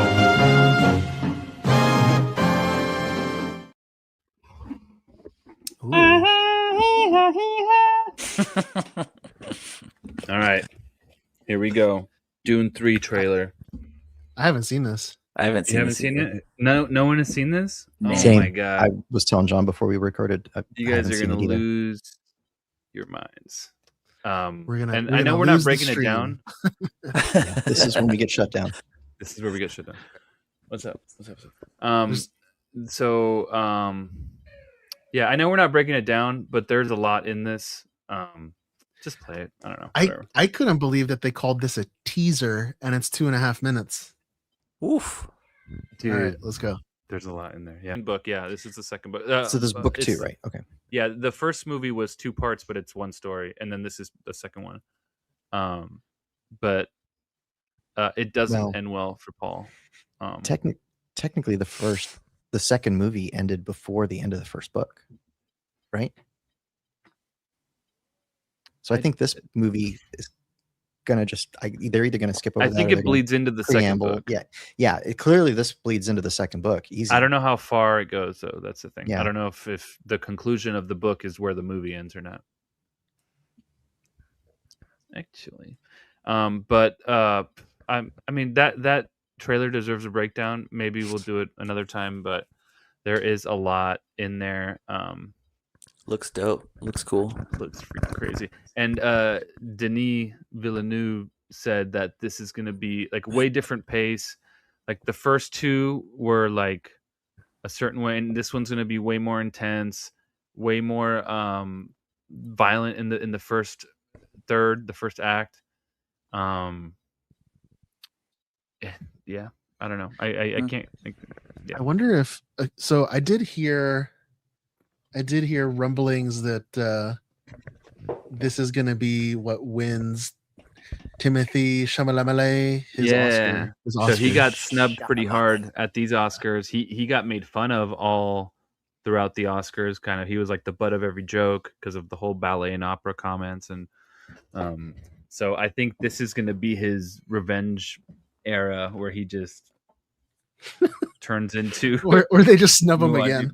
Yeah, no, I mean, if this movie is as epic as the first two in any capacity, like if it's even close to the first two, he's gonna take something home for sure. Calling it right now. Yeah, Batman and Aquaman are in this. You're right. Chalamet. Oh, and I don't in that trailer when they show Robert Pattinson's character for the first time, behind him there's like this black sarcophagus, and that thing is actually really important. That's a guild navigator, and him so the character that Pattinson plays and that guild navigator are a big part of what happens to Paul, because he's emperor now. So this Harkonnen that is Pattinson, he is part of the court now of like he kind of infiltrates his way into the court and begins dismantling the empire from within, sort of. And the Fremen start to kind of fall off too. They don't really want to follow him anymore. I'm not gonna get into it. It's really good. The movie's gonna be insane. So we have until December now to wait for that, which means you can watch both first movies before that. So go do that. Yeah, that's it. Oh yeah, okay. Next up, so Schwarzenegger and Stallone have been hitting the news recently because apparently they're going to be reprising some roles in some of their classic hits. Apparently, Schwarzenegger is going to be doing a King Conan film, which is insane. Yeah. Yes. Because at the end of, I don't know if it was Barbarian or The Destroyer, but he's on the throne there. And there's this whole like, ending monologue of like him being on the throne and being king for so long and this and that. So I guess we're getting that story. It's 40 years later. No way. Where he's King Conan. And he's also talking about doing the Predator, another Predator film. Yes. As Dutch, right? Dude, so he's gonna come back as Dutch. Because at the end of what's it called? The animated one. He's in the thing. He's in. They put him in the tank. So he's in the tank. Like Frozen, like the way they do in that show. So there's their way to bring him back. So that's awesome. And Stallone apparently is in talks. What was it? I think it's a Demolition Man, right? For doing Demolition Man. Oh, and he's also in the talks for doing John Rambo, another John Rambo. Hell yeah! So Demolition Man. I feel like we're getting some 80s love back. I love that these guys are just they're just doing their their victory lap at this point in their career. But this is perfect though, because we've seen this before. Like we saw it with Star Wars, where they bring back legacy characters into the franchise, not necessarily to revive it, but to enrich it. Like these people are still here, and here they are 30, 40 years later. And their character is, 30, like 40 years age appropriate for their character. Yeah. It's perfect. For them to chill for so long. And then all of a sudden, all right, 30 years later, let's do the sequel or let's do the next one. Awesome. Unreal. Awesome. So, dude, I watched Conan like a couple months back. It actually might have been like before the holidays, so maybe a few months back. So wild. And then over the holidays, I watched Jingle All the Way with Arnold.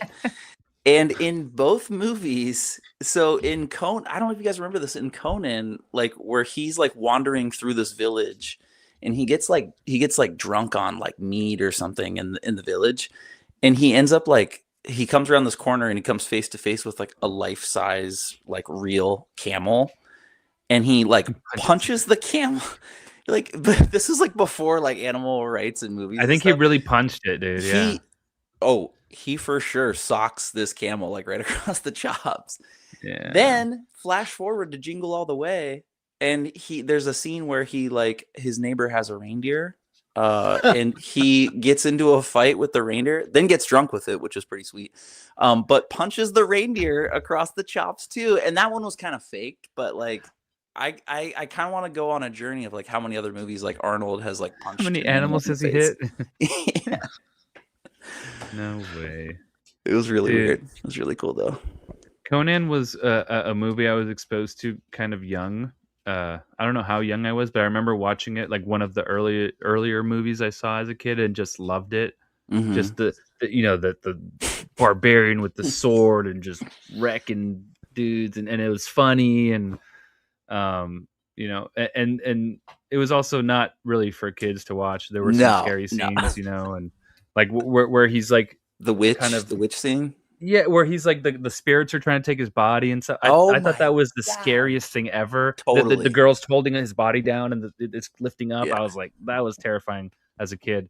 Yeah. But the rest was really cool. And even the other movie, The Destroyer. So there's Conan the Barbarian and Conan the Destroyer. Destroyer's great too. They were both amazing. But I remember like, you know, him as a kid pushing the wheel, and then he grows up and he's like this behemoth monster colossus dude, and he's by himself now pushing the wheel because it was like 10 other dudes before. Everybody's died off. Yeah. Just I have that like ingrained in my memory, so it's awesome. Damn, a Conan sequel would be crazy. Yeah, so cool. Yeah, I absolutely love that these guys are not only reprising like the roles that, you know, made them so famous, but you know, there's countless interviews about these two guys not being the best of friends in the 80s and 90s. Like they looked at each rivals, other, right? They looked at each other like competition, like rivals, and you know, in their old age, they've kind of like they've come to their senses, like, hey, you know, it is what it is. It was just, you know, for the box office. And now they're announcing they're both coming back at the same time, and they're, you know, they're like fighters again. Like, all right, let's see who's gonna have the bigger box office. Right? Yeah, let's compete. Who did you guys lean toward when you were kids? The Arnold and the Sylvester rivalry. Arnold was more iconic, more things. My older brother would run. My older brother would run around the house dressed up like Rambo. Oh, nice! And John Rambo with the red headband. He's a Rambo fan. I was always an Arnold fan. Yeah, same. They're both great though. It's hard to pick, but yeah, I leaned more Arnold too, for sure. Cliffhanger was kind of a banger though, dude. Cliffhanger was good. True Lies. True Lies is dope. True Lies, dude. Last Action Hero. Mm-hmm. It's a really good movie. All right, and next up, apparently, so I read through this article. It's very long. I'm not going to read the whole thing, but I'm just going to skim through it. So Val Kilmer had signed on to film a movie in 2025. He was going to play Father Fenton, a Catholic priest and Native American spiritualist, in a movie called As Deep as the Grave. And at the time, he was battling throat cancer. So, and the actor really wanted to play the role, and these people did not want to replace him after his death because of his Native American roots, and the part was for this actor. So, essentially, what happened was he didn't shoot a single scene. He was never on set. He never made it to set. But with the approval and help of his son, they were able to do a generative AI type of thing to get him in the film. So for the folks on YouTube and watching the pod on a screen, this image of Val Kilmer is not Val Kilmer. This is generative AI, essentially recreating his image. So, and essentially his family kept saying how important it was that Val really wanted to be a part of this movie, and that they wanted him to put him in it any way they could. So that's essentially it. They're using AI to put in actors post mortem, and it's a topic. It's a hot topic. Obviously, the whole AI thing. I don't know. It's something to think about. It's something to consider, because this actor was signed on to this film.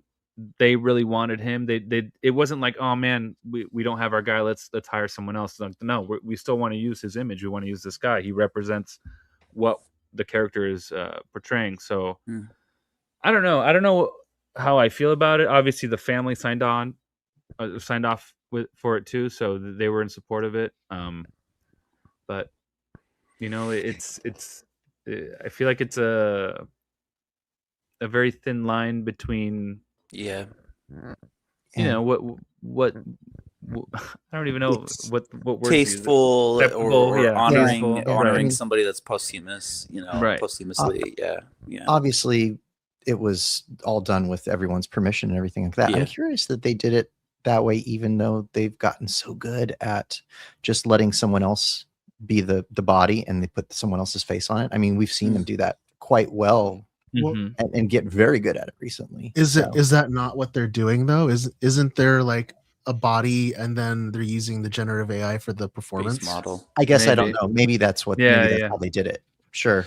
Maybe they just used the AI to skin someone else. So I was reading a little bit into this. In 2015, he had signed on to do the movie. Then he got diagnosed with throat cancer, battled that, and then during the battle, COVID struck, and then like the movie was just completely off the table. But during his bout with throat cancer, Val Kilmer filmed his scenes in Top Gun. And in Top Gun, he had no voice, so they had his son come in and do the lines for him. And with with essentially AI, they took the son's voice, they morphed it into Val's voice.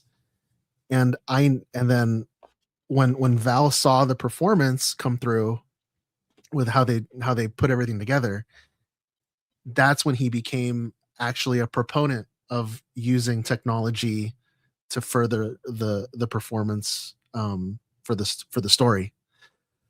So according to his daughter, who's the one like really pushing this movie forward, according to the daughter, who I'm sure is getting, making sure that the money is going to the estate and all this stuff, but according to the daughter, this is exactly what Val wanted. He wanted the movie to get made. He wanted the story to get made at any cost.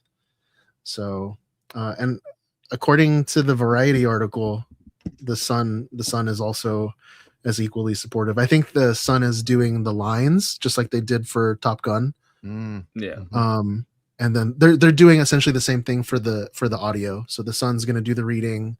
They're going to take AI to morph those lines into Val's voice. But it's crazy. Yeah, John, this is the first film that this is the first Hollywood film we're getting an AI performance. Yeah. And we've seen stuff like this, I guess similar stuff like this, because we've seen like a de-aged Luke Skywalker on the Mando show. And remember, I was just talking about Paul Walker a couple weeks ago. Paul Walker, another example. Yeah, but this isn't quite the same thing. This is literally, I think, in the image placed over something else rather than just the face mapped on with the movements of the person acting. So I don't know. Yeah, it's kind of uncharted territory. It's kind of new. They're kind of leading the way with this. The crazy thing that I was reading is that the the director of the movie, Voorhees, Corey Voorhees. Yeah, Voorhees. They have no budget for the movie. Yeah, I was just reading that part too. So AI is the cheapest way. It's to the get only the way. performance. Yeah. They can't recast. They can't reshoot. Yeah. It's literally the only way. Can't roll camera again. They don't have the budget. Not a big studio. That's how we're making the Dad Batch movie, right? It's innovative. I mean, yeah. We're too expensive. Just have AI do it. But anyway, yeah. So that's that story. Pretty interesting. I guess we'll see. You know, I'm sure we're going to hear more about it as it comes out and people have opinions. So we'll see. We'll see what happens. I think that's it, right? Is that it for another news? Oh, Invincible's out. Go watch Invincible. That just came out today, I think. Season 3, 4. I don't know what season we're on. What's that on but Prime? It's on Prime. It's on Amazon. First 3 episodes are out. On Primal. Yeah. First 3 eps are out. And apparently it got a perfect score on Rotten Tomatoes. So whatever that means, if that means anything to you, go check it out. Very good. Very good.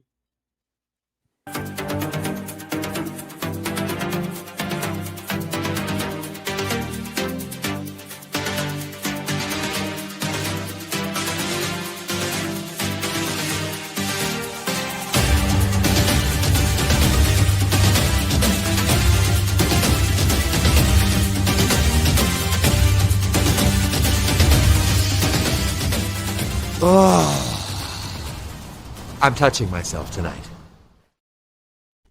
Yeah. All right, I'm going to copy you guys, and we're going to roll trailer.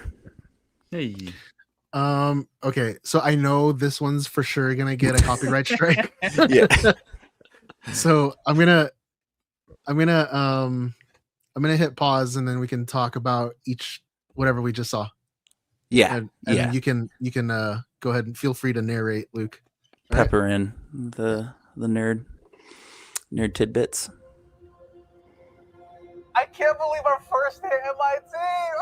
MJ. Copyright strike. Pretend like you're not the happiest you've ever been in your entire life.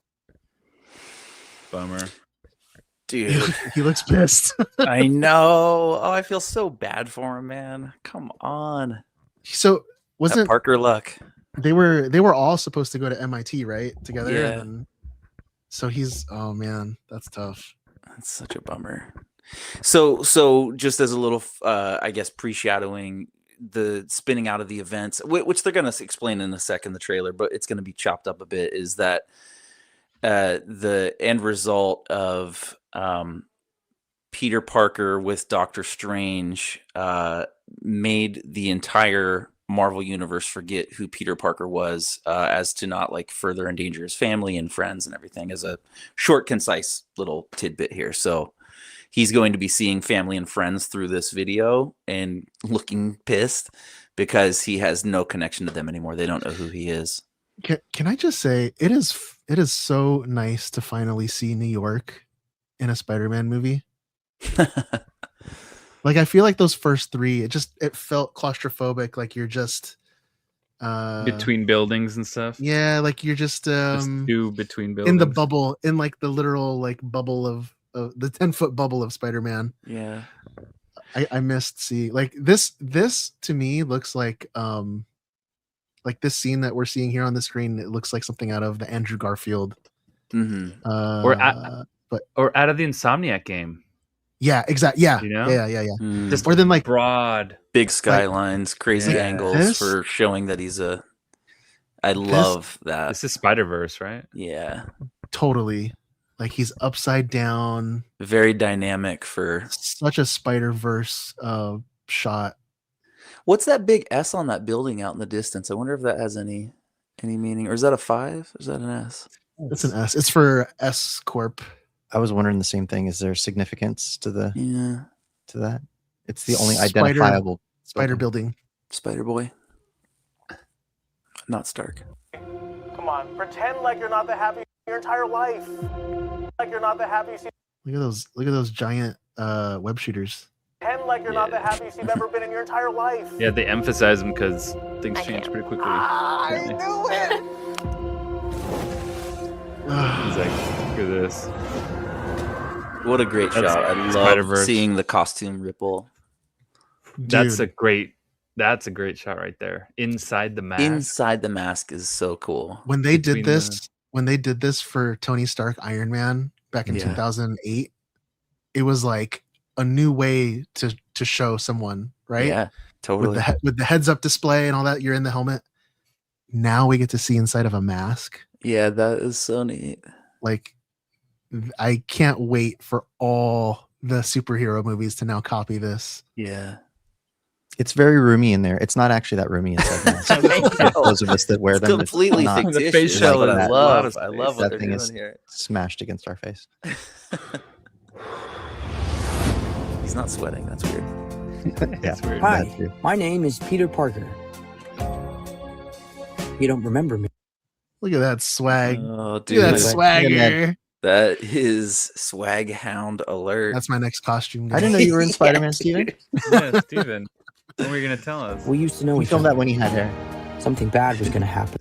I love this. This is straight out of a comic, right? Like Mhm. a comic Yeah. panel right there. Look at his legs all bruised up too. That's cool. Yeah. Something bad was going to happen, and the only way to stop it. Okay, I'm not gonna lie. When I saw this morning at like 7 in the morning, I was pissed because this is totally spoiling season 2 of Daredevil. Really?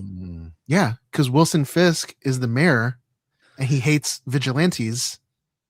And now the so deputy he's mayor gone. is the mayor handing out the key. Oh, interesting. Okay. I forgot. That's right. She is in Daredevil. We saw her in Daredevil interacting with Fisk as the deputy. Like That's right. the only person that's going to give out the key is the mayor. And if for any Damn. reason that Kingpin is still the mayor, they're not going to be giving the key to a masked vigilante. So, Something's up. Wow, yeah. dude, that's wild. like, Damn it. Was to make everyone forget about me. Because I'm not just Peter Parker. I'm This But don't- this don't, next little dude. move. What's up with that thing? that's our new that's our YouTube cover image right there. God damn. Oh, He is I love Maximus, dude. The hell, Frank? You just hit me with a van! Put your whip Frankie. Suit yourself.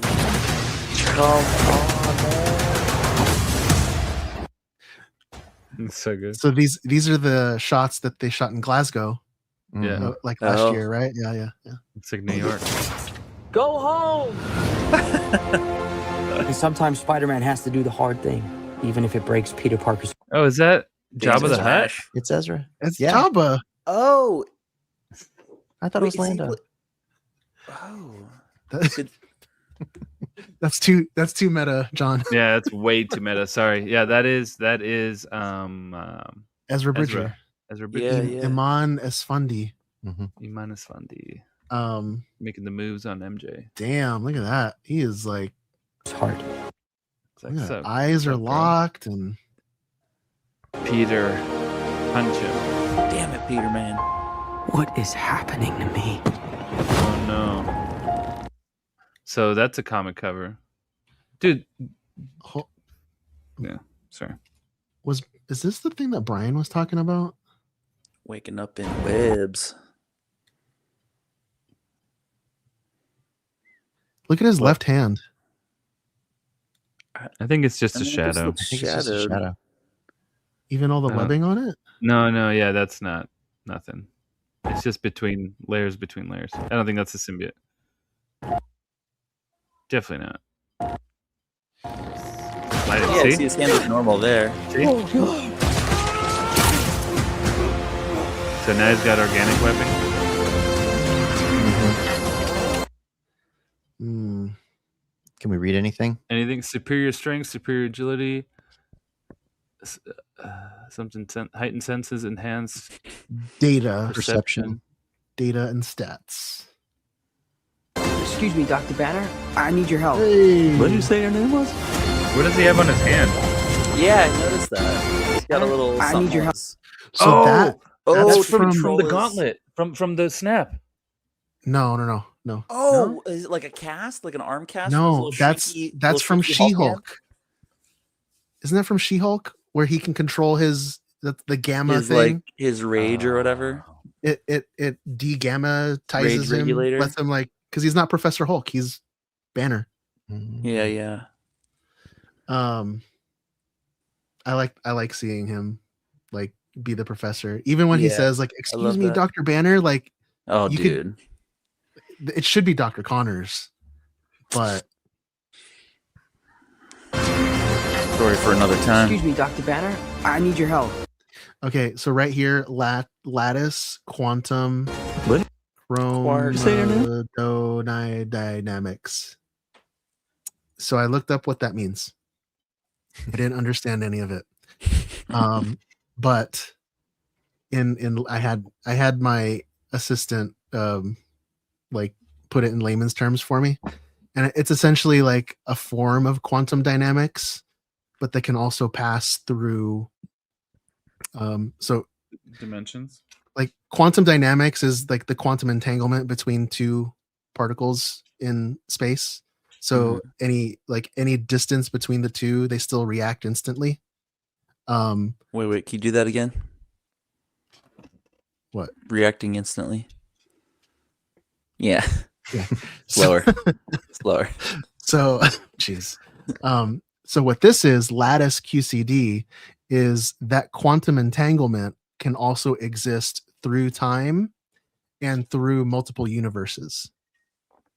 So whatever he's studying on here, I think is going to come into play, maybe not directly Doomsday. into the movie, but maybe within Doomsday or something.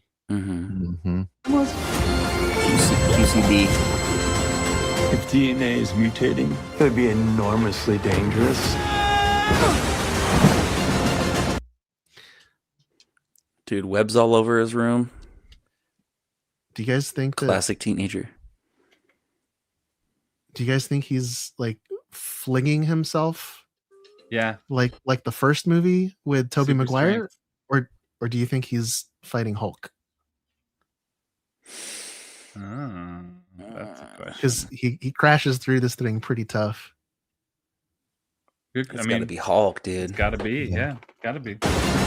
Spiders have 3 life cycles. When between So that cycles, you didn't stop there. So everybody's saying that's Sadie Sink's character that's strapped onto the chair. Yeah. Yes. Right there. Dude, I heard she's Jean Grey. That's what everybody's speculating. Oh wait, I've got another rumor after this. Oh wait, trailer. Rogue is also in this trailer, by the way. I saw that too on the bus. Yeah. Maybe a nod to Rogue. I don't think that's who they would cast. It's so specific. It was very specific. I agree. It's not like coincidental hair. Anyway, so the person narrating the spider life cycles is not Keith David. It was confirmed that it was the actor who's playing Tombstone. Oh my god, I'm totally blanking. I know on his who you're name. talking about, but Tombstone actor. Not the movie Tombstone. Jeez. Oh, dude, that movie with Val Kilmer. Oh, tiny Huckleberry. Dang it! What was his name? Marvin Jones. Marvin Jones the third. So he played Tombstone in Spider-Verse. That's right. And he's also playing Tombstone in this live action movie. That's cool. And if you listen to his voice, he does sound eerily similar to Keith David. But it's not him. when between cycles, it can leave the spider vulnerable to threats. Dude, that's crazy. So there's some sort of villain that I guess can hop between bodies. Yeah. Because it goes from that lady to this dude. Do you guys think that is? What villain do you think that is? Or what do you think that is, entity-wise? So the the internet's been symbiote? saying is Jean Grey. Okay. Well, It's yeah. Jean because when he opens the tank is crashing through the walls of the DODC. Mm. And then he opens the tank and it's just some lady, right? Yeah. Everyone's pretty much saying that it's Jean Grey trying to bust herself out. Controlling people with her mind to break in the building. Then my gosh, to that guard, and then unlock her cell or something. Dude. Oh wow! Actually, I have if she's Jean Grey, that's a good casting for Jean Grey. I have a theory. Well, yeah, because they said that Sadie Sink is also confirmed for Secret Wars, and like future movies. Yeah. So this guy's an incredible actor, Tremel Tillman. He's from Severance on Apple TV. He's going to be playing, I forgot the character's name, but he's going to be basically the head of DODC. And he's the one that's like, if you guys remember in Wonder Man, when they're like, oh, look, Wonder Man's like, he's off the scale on Power gamma scale, data or whatever. yeah. This guy, Tremel Tillman's character, is the one that's essentially rounding up these, meta-human super powered humans. And DODC for everybody is Department of Damage Control. What I find interesting is he's talking to Spider-Man. He's just like, because he probably knows Spider-Man is super powered. Mm-hmm. Oh no. Cycles. It can leave the spider vulnerable to threats. We are faced with a danger that we can't control.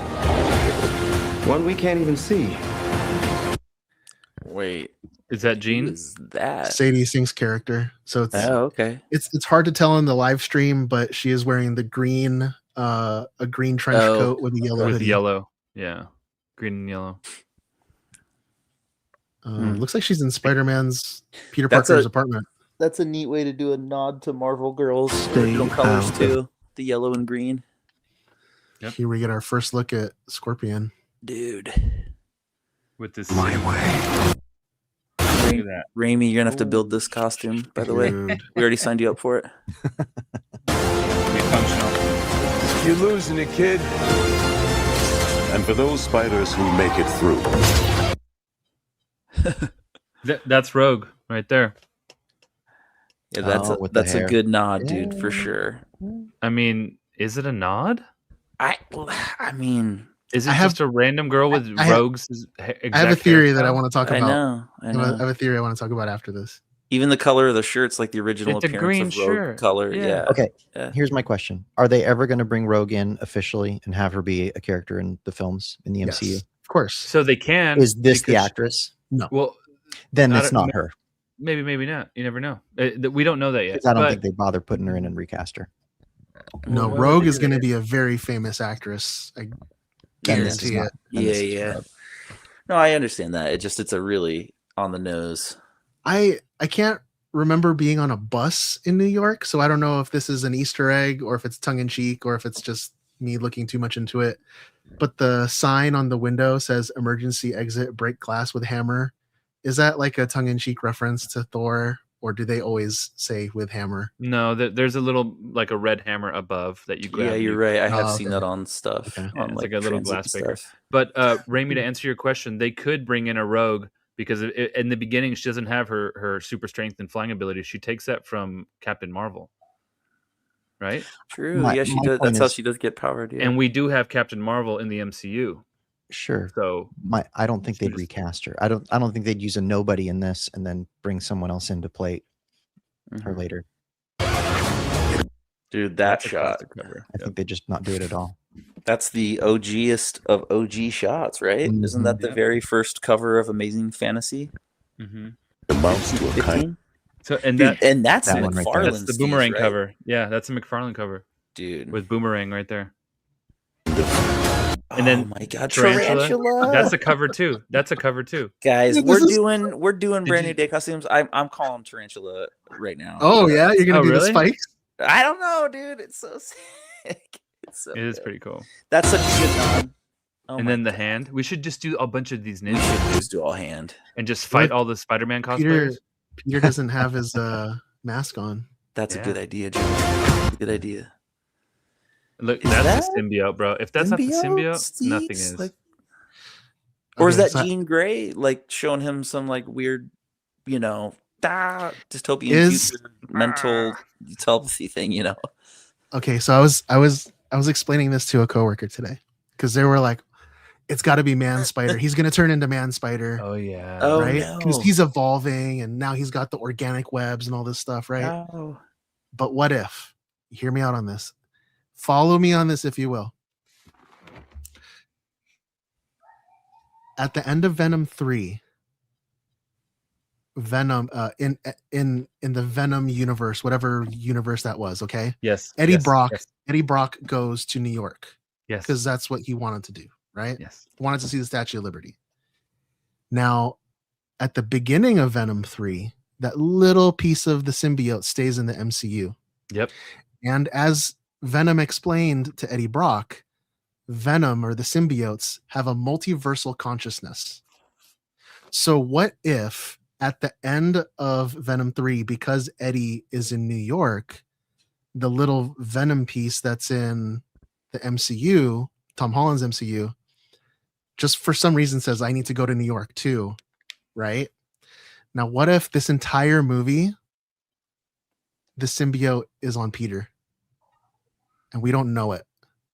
Or maybe And they'll that's tell what's- us. That's what's causing him to get all crazy. And That's what's causing him to just be like getting sick, having Mhm. organic webs all of a sudden. interesting theory. Because when do in the comics, when do we officially see Secret Wars. there you go. So if So the it's movie, revealed later. Like maybe it's a tease now, and then it's fully what if symbiotic related. what if the Explained, post-credit yeah. scene is like, see the beginning of Secret Wars or whatever? Yeah. Maybe Damn. the thing that was on Bruce Banner's chalkboard is how the symbiote communicates with the How other it versions of travels or itself in the something. other Yeah. universes or whatever. Yeah. All So, right. I don't know. Stop doing that to your mic, Luke. Oh, my bad. So I don't know. Just a harebrained theory I'm having. I'm like 99% sure it's Man Spider, but man, if it's Venom, come on. I mean, there's no wrong answer. I feel like they can't go wrong. Like whatever it is, it's going to be cool. So Right? Totally. And then they show him in Secret Wars with the symbiote. It's cool. He loves it.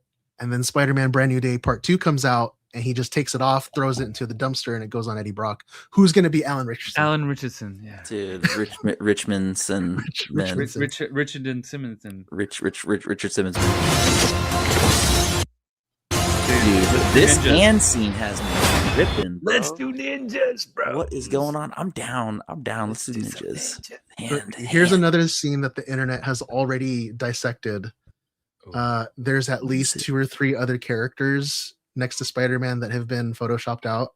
Because of the eye line of the ninjas. Yep. So gotta what be are some we Daredevil. taking bets on? Who's with Spider-Man? Punisher. Daredevil. Well, Punisher couldn't be repelling. leaping from something like that, though. I don't know. Repelling. Maybe, yeah, Daredevil. maybe. Or Like a Jean Grey Daredevil. floating down. Yeah. Hulk. Maybe Hulk. Hulk. Yeah. Hulk yeah. smashing. I mean, that wall or that brick thing behind him might not even be there, too, Oh, totally. Right. It doesn't even look like it's there. Look at Yeah, that that's weird. actually might be more likely because it does look a little out of place. Just the red brick thing. Just the red brick tower thing. I just come on. Come on, Sony. You clean up this entire scene, but you couldn't take out the key to the city. You had to ruin Daredevil for me. They're probably like, oh shit. Rebirth. Nice flowers. Oh, they're a housewarming gift. I'm MJ. I'm just a neighbor from across the hall. Friendly neighbor. Friendly neighborhood. Poor Peter, man. Poor Petey. Okay, so here's my theory with Jean Grey. Been thinking about this all day. What if this movie is happening more or less simultaneously with Doomsday? Mm-hmm. In the hold on one second.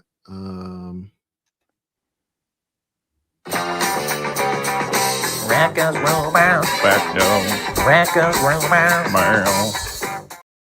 Okay, so in the leaks of Doomsday, at the very beginning of the movie, when the X-Men are supposedly, allegedly killing off Tobey Maguire's universe because of the incursion, it is rumored that this is not the X-Men's first incursion that they've saved their planet, their universe.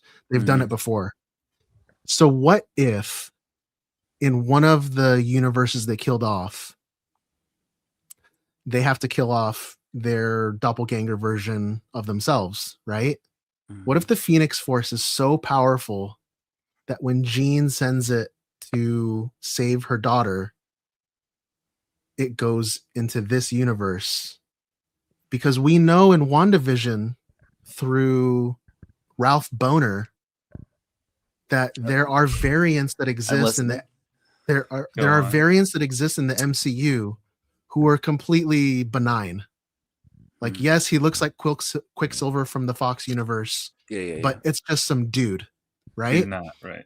So what if this girl who's supposedly playing Jean Grey in the MCU universe is just nobody? But because the Phoenix Force was sent over from some destroyed universe, sent it out back into the cosmos. It's going over here just looking for the closest representation of Hope Summers, and she can't control it. She doesn't know what the heck's going on. Seems like a lot of fishing, man. I don't Yeah, know. Seems like yeah. a stretch. I like it, but I definitely think that's a lot of exposition. It's a lot of for hoop going jumping, back to dude. our- I love calling exposition. back. Come on.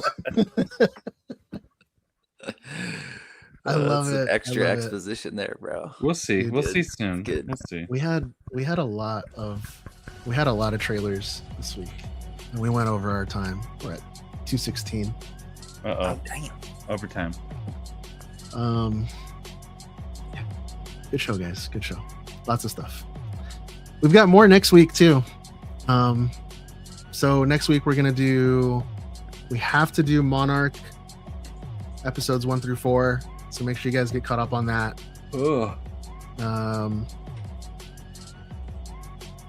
Yeah. I'll probably do some Invincible and other news since that's also hot right Sweet. now. Yeah. And then we need to talk about if we're gonna do Maul watch parties. So we'll continue that chat on the Discord. I think that's gonna do it for us today. If you enjoyed listening, feed that algorithm and leave a 5-star review on your podcast app. Be sure to include that deer emoji for Brian. You can follow me at stevie.cakes on Instagram, sometimes on X. Gentlemen, let the listeners know where they can find you. John? Pair_annoyed on the socials. And Luke? Dadbatch.com. Nice. And Remy? thedadbatch.com, just like Luke. All right. Thank you to our Suit Up patrons, our executive producers, and thank you again, everybody, for listening to episode 176 of the Dad Batch podcast. Be sure to tune in next week to episode 177. And until next time, enjoy your spice responsibly.